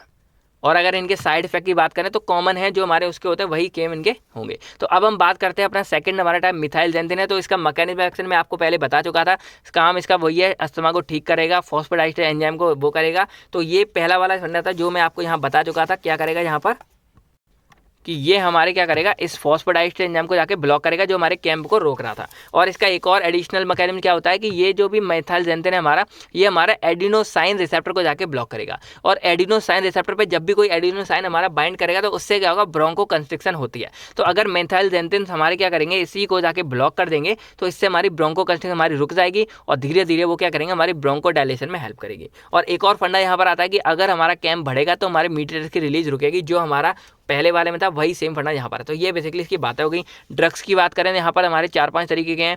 थियोफाइलिन हो गया, एमाइनोफाइलिन हो गया, कॉलिन थियोफाइलिनेट हो गया, हाइड्रोक्सी इथाइल थियोफाइलिन हो गया और डॉक्सोफाइलिन हो गया। तो ये हमारे इसके ड्रग्स हो गए। फार्मेकोकाइनेटिक प्रॉपर्टीज की बात करें तो ये ओरली मतलब एब्जॉर्ब हो जाते हैं, मोस्टली ओरली दिए जाते हैं। हाफ लाइफ की बात की जाए तो एडल्ट में लगभग 7 से 12 घंटे तक रहेगा, चिल्ड्रंस में 3 से 5, और बाकी ये और भी मतलब बढ़ता रहता है। तरह तरह की चीज़ें हैं, अलग अलग कंडीशन में हम इसका यूज़ करते हैं। एडवर्स इफेक्ट की अगर बात करें तो इसके मतलब सेफ्टी थोड़ी कम होती है, मतलब ये थोड़े से ज़्यादा डेंजरस हो जाते हैं। जैसे मतलब हेडेक होगा, नर्वसनेस होगी, नोजिया होगा। चिल्ड्रन ज़्यादा मतलब सीएनएस टॉक्सिसिटी हो सकती है, चिल्ड्रंस में सीएनएस में कोई मतलब जहरी टॉक्सिसिटी हो सकती है, कोई नुकसान। और जीआई ट्रैक्ट में इरिटेंट मतलब इरिटेशन कॉज कर सकते हैं हमारे स्टमक वगैरह में। तो ये मेनली इसके साइड इफेक्ट मतलब काफ़ी ज़्यादा साइड इफेक्ट इसके हो जाते हैं। अब हमारे थर्ड आते हैं एंटीकोलिनर्जिक। तो इसका जो मैकेनिज्म है वो मैंने आपको बता दिया था कि ये हमारे M3 रिसेप्टर को जाकर ब्लॉक करेंगे, और जैसे ये ब्लॉक हो जाएगा ये सारा फंडा हमारा रुक जाता है, MLC के हमारा कम हो जाएगा और हमारी कॉन्ट्रैक्शन हो गया, कॉन्ट्रैक्शन रुकेगी और अस्थमा ठीक होगा। तो अब इसके ड्रग की बात करें तो दो हमारे मेनली ड्रग हैं इसमें, इप्राट्रोपियम ब्रोमाइड और ट्रियोट्रोपियम ब्रोमाइड हो गया। तो इप्राट्रोपियम ब्रोमाइड हमारा शॉर्ट एक्टिंग वाला है, लगभग 4 से 6 घंटे तक अपना असर दिखाएगा और इसको इनहेलेशन के द्वारा लिया जाता है। जो ट्रियोट्रोपियम है ये हमारा मेनली लॉन्ग एक्टिंग है, जो लगभग 24 घंटे तक अपना असर दिखाता है। तो जो पेशेंट हमारे होते हैं अस्थमेटिक ब्रोंकाइटिस के या जिनको सीओपीडी, हाँ ये चीज़ और बता दूं, जो सीओपीडी हमारा जो नेक्स्ट चैप्टर है इसी वाले यूनिट का, वो भी हमारा लगभग इसी में मतलब इसी की तरह जो अस्थमा में हेल्प होता है सारा कुछ हमारा सेम ही होने वाला है। फिर हमारे ये साइकोजेनिक अस्थमा में भी बहुत ज़्यादा हेल्प करता है। ठीक है, बाकी बात करें तो जो हमारे ये हैं, अगर इनको हम बीटा 2 अगर इसके साथ मिलाकर देते हैं तो काफ़ी ज़्यादा अपना अच्छा खासा असर देखने को मिलता है। तो ये मेनली इनका फंडा हो गया। अब बात करें एडवर्स इफेक्ट तो इसमें होता है ज़ेरोस्टोमिया, मतलब ड्राई माउथ, एकदम मुंह सूखने लगता है अनयूजुअली, कोई मतलब नहीं फिर भी मुंह सूख रहा है। तो ये इसके थोड़े से बहुत साइड इफेक्ट हो गए। और यूजेस देखा जाए तो ये हमारा ज़्यादातर सीओपीडी में हेल्प करता है, अस्थमा में भी काम होता है लेकिन सीओपीडी में ज़्यादा हेल्पफुल होता है। एग्जाम्पल के लिए डोलिन इनहेलर, जैसे इसमें सल्ब्यूटामॉल 100 म्यूजी और इप्राट्रोपियम 20 म्यूजी मिला के एक हमारा इनहेलर तैयार किया गया जो हमारी डोज दी जाती है। तो ये मेनली हमारे इसके फंडे हो गए। तो अब हमारी सेकंड क्लास आती है ल्यूकोट्राइन एंटागोनिस्ट। तो देखो यहाँ पर आप लोग ल्यूकोट्राइन्स को जानते होंगे, ये हमारा एक इन्फ्लामेटरी मीडिएटर्स होता है जो हमारी बॉडी में क्या करता है, इन्फ्लामेशन कॉज करता है। तो नॉर्मली समझो क्या हो रहा था कि ये मान लो हमारी फॉस्फोलिपिड है, मैकेनिज्म समझो क्या था, ये हमारी फॉस्फोलिपिड कोई भी सेल मेम्ब्रेन मान लो, जैसे हमारी ये है तो स्मूथ मसल्स है, ये सब हमारे सेल्स वगैरह हो गए, तो इसके ऊपर की हमारी एक सेल मेम्ब्रेन है जो हमारी फॉस्फोलिपिड की बनी होती है। तो ये हमारी फॉस्फोलिपिड है और ये हमारी फॉस्फोलाइपेज A2 की मदद से एराकिडोनिक एसिड में कन्वर्ट हो जाता है। मतलब सिंपल समझो, जब भी कोई हमारी बॉडी में फॉरेन मटेरियल आया जिससे हमें नुकसान है तो वो हमारा इसको एक्टिवेट कर देगा और ये हमारे क्या होगा, एराकिडोनिक एसिड में कन्वर्ट हो जाएगा। आपको अगर एस्पिरिन का मैकेनिज्म याद हो या आपको कॉक्स इनहिबिटर का मैकेनिज्म याद हो, नसेट्स में पढ़ा था, तो उन सब की तरह ये हमारा लगभग सेम है। तो जैसे ही फॉस्फोलिपिड में हमारा कोई भी फॉरेन मटेरियल आता है वो हमारा इसको एक्टिवेट करेगा, हमारा एराकिडोनिक एसिड बन जाएगा और फाइनली एराकिडोनिक एसिड हमारा लॉक्स कॉक्स इन सब के द्वारा ल्यूकोट्राइन्स को रिलीज करता था। और ल्यूकोट्राइन्स क्या होगा, अपना जब असर दिखाता है तो ल्यूकोट्राइन्स के हमारे बहुत सारे रिसेप्टर होते हैं, उसमें से एक होता है हमारा 69 ल्यूकोट्राइन, जिसको हम शॉर्ट में इस तरह लिख सकते हैं 69LT1 रिसेप्टर। तो ये जो हमारा रिसेप्टर है ये हमारा यहाँ पर प्रेजेंट होता है, यानी कि जो हमारी स्मूथ मसल के कॉन्टेक्ट है वहाँ पर। तो जैसे ही ल्यूकोट्राइन्स हमारा रिलीज होगा वो इस पर जाके बाइंड करेगा और जैसे इस पर जाके बाइंड करेगा वो इसको एक्टिवेट कर देगा। और इसको एक्टिवेट करने के बाद इसके जो काम क्या होते हैं कि भाई इन्फ्लामेटरी है तो ये ब्रोंको कंस्ट्रिक्शन करवाता है, फिर म्यूकस सीक्रेशन को बढ़ा देता है, जो मैंने आपको पहले बताया, इस्नोफिल्स वगैरह हमारे बढ़ जाते हैं और इन सब केस में क्या होता है, हमारा अस्थमा कॉज होता है। जो मैंने आपको पहले बताया, यहाँ क्या हो जाएगा, म्यूकस ज़्यादा होगा, इन्फ्लामेशन की वजह से ये सारी चीज़ें यहाँ पर हो रही हैं, ब्रोंको कंस्ट्रिक्शन हो गया पूरा का पूरा और अस्थमा वगैरह कॉज होता है। तो अब यहाँ पर दिए जाते हैं हमारे ये ल्यूकोट्राइन्स एंटागोनिस्ट जो क्या करते हैं, इसको ब्लॉक करने का काम करेंगे। एग्जाम्पल हमारे मोंटेल्यूकास्ट और जाफरल्यूकास्ट हैं। तो ये जैसे ही हमारी बॉडी में इंड्यूस होते हैं ये हमारे इंट्रोड्यूस होंगे, ये हमारे इस 69 ल्यूकोट्राइन्स का जो ये रिसेप्टर है LT1 रिसेप्टर, इसको जाके ये कर देंगे, ब्लॉक कर देंगे। और जब ये हमारा ब्लॉक हो जाएगा तो अब ये चीज़ हमारी यहाँ जाके बाइंड नहीं कर पाएगी, और जब ये यहाँ बाइंड नहीं करेगी तो धीरे धीरे क्या होगा, जैसे ये ब्लॉक होगा यहाँ पर ये सब चीज़ें हमारी पलटने लगेंगी, यानी कि कहते हैं ना 2 मिनट में पलट गया, तो बस यहाँ पर ये 2 मिनट में पलट जाएगा। जैसे ये दिए जाएंगे ये सब हमारे ब्लॉक हो जाएंगे, और ये ब्रोंको कंस्ट्रिक्शन और ये सब चीज़ हमारी इसका उल्टा होगा, ब्रोंको कंस्ट्रिक्शन कन्वर्ट होगा ब्रोंको डायलेशन में, म्यूकस सीक्रेशन हमारा रुक जाएगा, ईस्नोफिल्स की अमाउंट कम हो जाएगी, और जैसे ये सब चीज़ें हमारी होंगी हमारा अस्थमा जो है वो धीरे धीरे क्या हो जाएगा, कम हो जाएगा। तो इस तरह ये हमारी काम करते हैं, मतलब मेनली ये हमारे एंटी इन्फ्लामेटरी रिस्पॉन्स की तरह काम करते हैं। तो ये हमारे होते हैं ल्यूकोट्राइन्स एंटागोनिस्ट, जो कभी कभी मतलब दिए जाते हैं, हमेशा यूज़ नहीं होता। तो ये इनका मैकेनिज्म हो गया। ड्रग्स इसमें 2 है, मॉन्टिल्यूकास्ट हो गया, जैफरल्यूकास्ट हो गया, और ये हमारे माइल्ड टू मॉडरेट अस्थमा को ठीक करने में काम आते हैं। बाकी ये एस्प्रिन इंड्यूस्ड अस्थमा में भी हेल्प करते हैं। बाकी एक्सरसाइज वगैरह के द्वारा जो मतलब अस्थमा हो जाता है उसको भी ठीक करने का काम करते हैं। साइड इफेक्ट देखा जाए तो ज़्यादा नहीं है, वेरी फ्यू, जैसे एब्डोमिनल पेन हो गया, हेडेक हो गया, रेजेस हो जाते हैं स्किन पे थोड़े बहुत लाल लाल रंग के, तो ये हमारे मेनली इसके क्या हो गए, साइड इफेक्ट हो गए। काइनेटिक प्रॉपर्टी देखी जाए तो ओरली वेल एब्जॉर्ब हो जाता है, और इसकी प्लाज्मा प्रोटीन बाइंडिंग में हेल्प होती है, और मेंडुला कास्ट की जो हाफ लाइफ वो लगभग 3 से 6 घंटे होती है, और जैफरीले कास्ट की हाफ लाइफ लगभग 8 से 12 घंटे होती है। और ये हमारे मेटाबोलाइज हो जाते हैं लगभग, ये हमारा साइटोप्लाज्म 2C9, ये हमारे जो भी लीवर के अंदर होते हैं, मतलब बोल सकते हैं दोनों के दोनों हमारे मेटाबोलाइज होते हैं लीवर के द्वारा। तो ये कुछ इसकी प्रॉपर्टीज हो गई। ये हमारे हो गए ल्यूकोट्राइन्स एंटागोनिस्ट, ज़्यादा लेंथी नहीं है, शॉर्ट में, और मेन हमारे थे ब्रोंकोडायलेटर्स वाले। थर्ड हमारे यहाँ क्लास आती है मास्ट सेल स्टेबलाइजर। तो इसमें मेनली क्या होता है कि ये हमारे एंटी इन्फ्लामेटरी एजेंट्स होते हैं, मतलब ये ब्रोंकोडायलेटर्स नहीं है, ब्रोंकोडायलेटर्स हमारे एक थे, बाकी सब हमारे जो है एंटी इन्फ्लामेटरी एजेंट्स की तरह काम करते हैं। तो इसका मेनली काम क्या होता है कि ये हमारे मास्ट सेल को डीग्रेनुलेशन होने से रोकता है। अब याद करो तो मैंने आपको क्या बताया था कि जैसे ही कोई भी इन्फ्लामेशन, मतलब कोई फॉरेन मटेरियल बाहर से आता है, कोई एलर्जेंस, जो भी हमारे कॉजेज थे मैंने आपको पहले ही बता दिया, पॉल्यूशन, इन्फेक्शन, रिटेंट, कुछ भी आता है तो वो हमारे यहाँ एंटीजन के रूप में आएगा, और इस एंटीबॉडी जैसे यहाँ बाइंड है इस पे जाके बाइंड करेगा, और ये हमारा मास्ट सेल क्या हो जाता है, डीग्रेनुलेट हो जाता है। तो जो हमारे मास्ट सेल स्टेबलाइजर है, जैसे ये दिए जाते हैं, ये क्या करेंगे, इस मास्ट सेल को एक तरह से प्रिवेंट कर लेते हैं, और इससे क्या होगा कि अब मास्ट सेल हमारे डीग्रेनुलेशन नहीं होगी इनकी, और जब ये यहाँ पर टूटेंगे ही नहीं तो इसके अंदर का कुछ चीज़ रिलीज ही नहीं होगी, और जब ये सब रिलीज ही नहीं होंगे तो हमारी इन्फ्लामेशन क्या हो जाएगी, यहाँ पर डाउन हो जाएगी, और इन्फ्लामेशन डाउन इसका मतलब क्या है, अस्थमा भी हमारा हेल्पफुल रहेगा। तो इस तरह हमारे ये मास्ट सेल स्टेबलाइजर अपना असर दिखाते हैं, बहुत ही छोटा सा और सिंपल मैकेनिज्म है, जहाँ पर कोई ज़्यादा बड़ी चीज़ें नहीं है। तो ये हमारे हो गए मास्ट सेल स्टेबलाइजर हो गए। इसमें ड्रग्स की बात की जाए तो 2 हैं, सोडियम क्रोमोग्लाइकोइड जिसको हम क्रोमलिन सोडियम नाम से जानते हैं, और एक हमारा हो गया कीटाटूफ है। ये हमारा मेनली एंटी हिस्टामिन की तरह काम करता है, क्योंकि यहाँ पर देखा जाए तो हिस्टामिन भी हमारा रुक गया ना, तो ये हमारे एंटी हिस्टामिन की तरह भी काम करता है। ठीक है, तो बाकी एक और यही बात मैंने बता दी, नॉट अ ब्रोंकोडायलेटर मतलब नहीं है, यानी कि मान लो किसी को अगर अटैक वगैरह आया तो आप सोचो कि मास्ट सेल स्टेबलाइजर हमारे इसमें ठीक करते तुरंत दे दो, इनका वहाँ पर कोई भी रोल नहीं होगा, तो इसको तुरंत नहीं देना, ये हमारे लॉन्ग टर्म थेरेपी वगैरह में यूज़ होते हैं। तो ये हमारे इसके ड्रग्स हो गए, और बाकी ड्यूरिंग अटैक कोई इफेक्टिव नहीं होते। बाकी ये हमारे एक्सट्रैक्शन, यानी कि जो एलर्जिक वाले होते हैं, बाहर से जो चीज़ों की वजह से होते हैं, उनमें ये ज़्यादातर हेल्पफुल होते हैं। एडवर्स इफेक्ट की बात करें तो कफ हो गया, इरिटेशन हो गई, डिजीनेस हो गई, ये सब कुछ आते हैं। बाकी ये हमारे एरोसॉल की फॉर्म में दिए जाते हैं, मीटर डोज इनहेलर बना के। तो ये हमारी थर्ड क्लास होगी मास्ट सेल स्टेबलाइजर। फोर्थ हमारे आते हैं कॉर्टिकोस्टेरॉइड्स, जो हमारे काफ़ी ज़्यादा हेल्पफुल होते हैं। तो वही बात आएगी कि ये भी कोई हमारे ब्रोंकोडायलेटर्स नहीं है, ये हमारे एंटी इन्फ्लामेटरी एक्शन देते हैं, एंटी इन्फ्लामेटरी ड्रग्स हैं।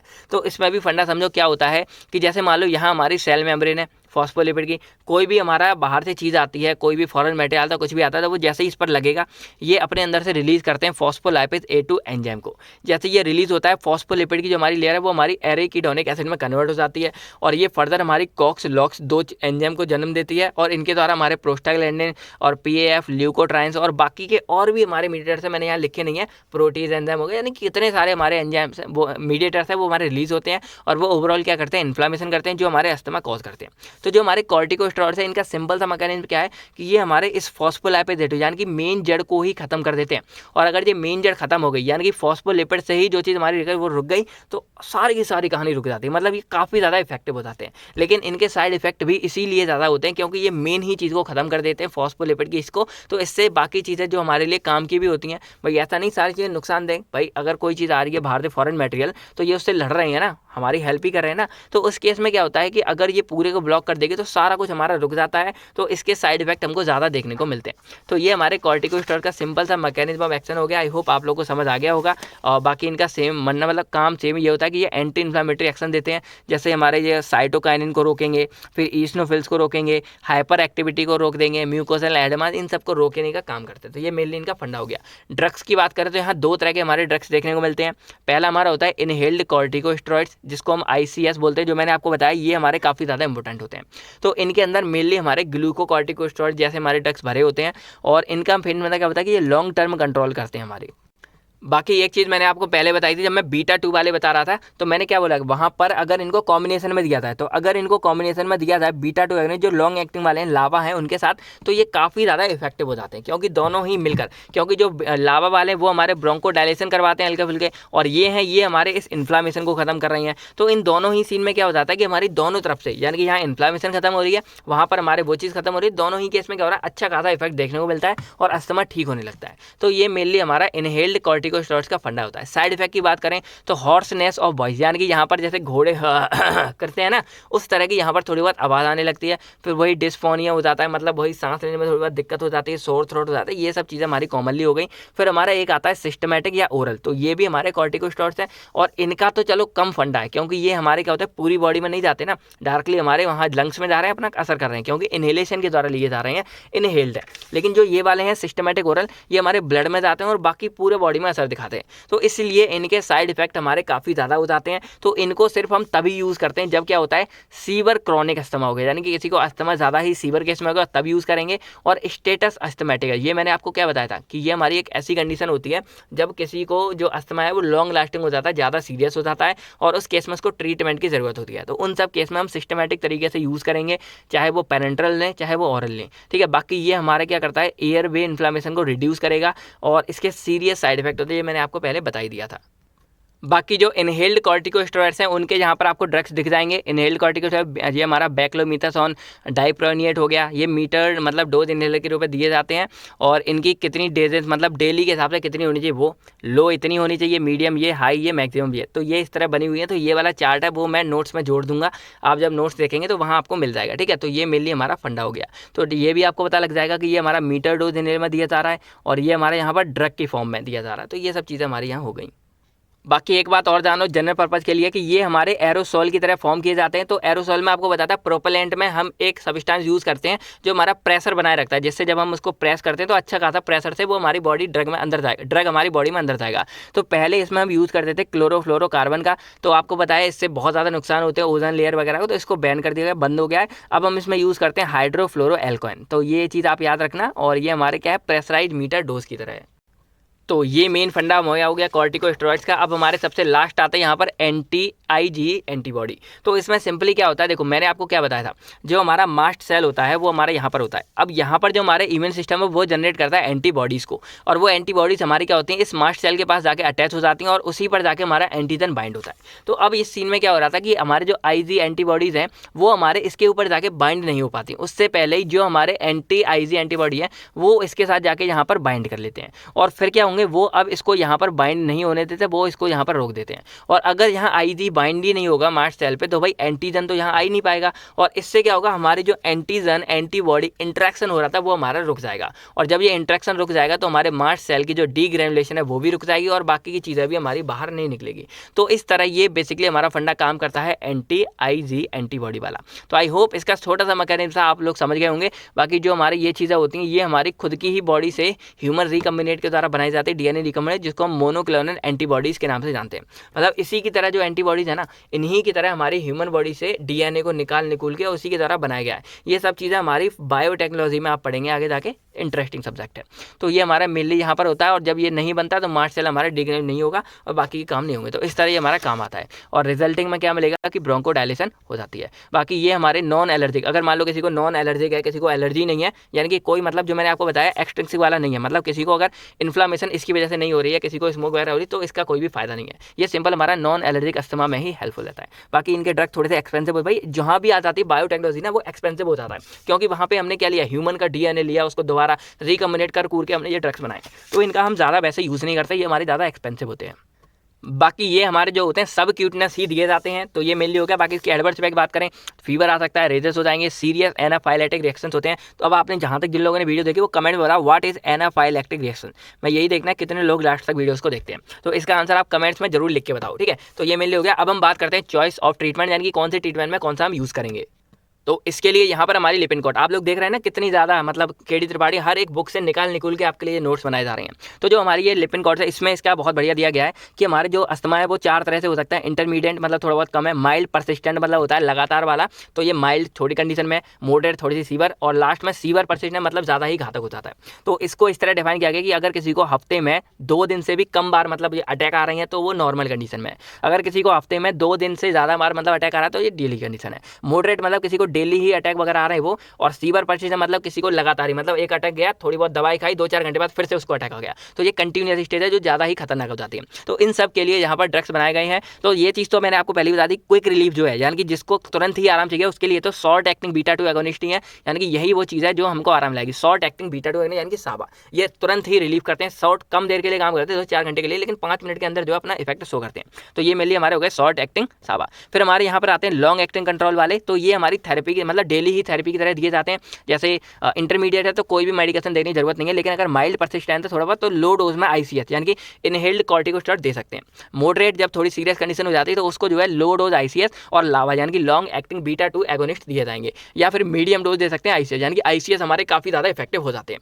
और अगर किसी को ज़्यादा ही सीरियस कंडीशन हो जाती है तो उसको मीडियम डोज दिया जाएगा आईसीएच की, या फिर लावा, या फिर हाई डोज देंगे आईसीएच की, या फिर लावा, ये दोनों को मिला के मतलब कॉम्बिनेशन में दिया जाएगा। तो इस तरह ही मैंने आपको पहले ही बताया कि लावा जो हमारे अब वो हमारे केवल अकेले यूज़ नहीं किए जाते, वो हमारे कॉम्बिनेशन में ही यूज़ किए जाते हैं हमारे आईसीएच यानी कि इनहेल्ड कॉर्टिकोस्टेरॉइड के साथ। तो ये था मेनली बेसिकली फंडा। आई होप आप लोग को ये सारी कहानी क्लियर हो गई होगी। तो इसको भी मैं यहाँ पर मतलब ऐड कर दूंगा चॉइस ऑफ ट्रीटमेंट में, किसको आपको कैसे यूज़ करना है।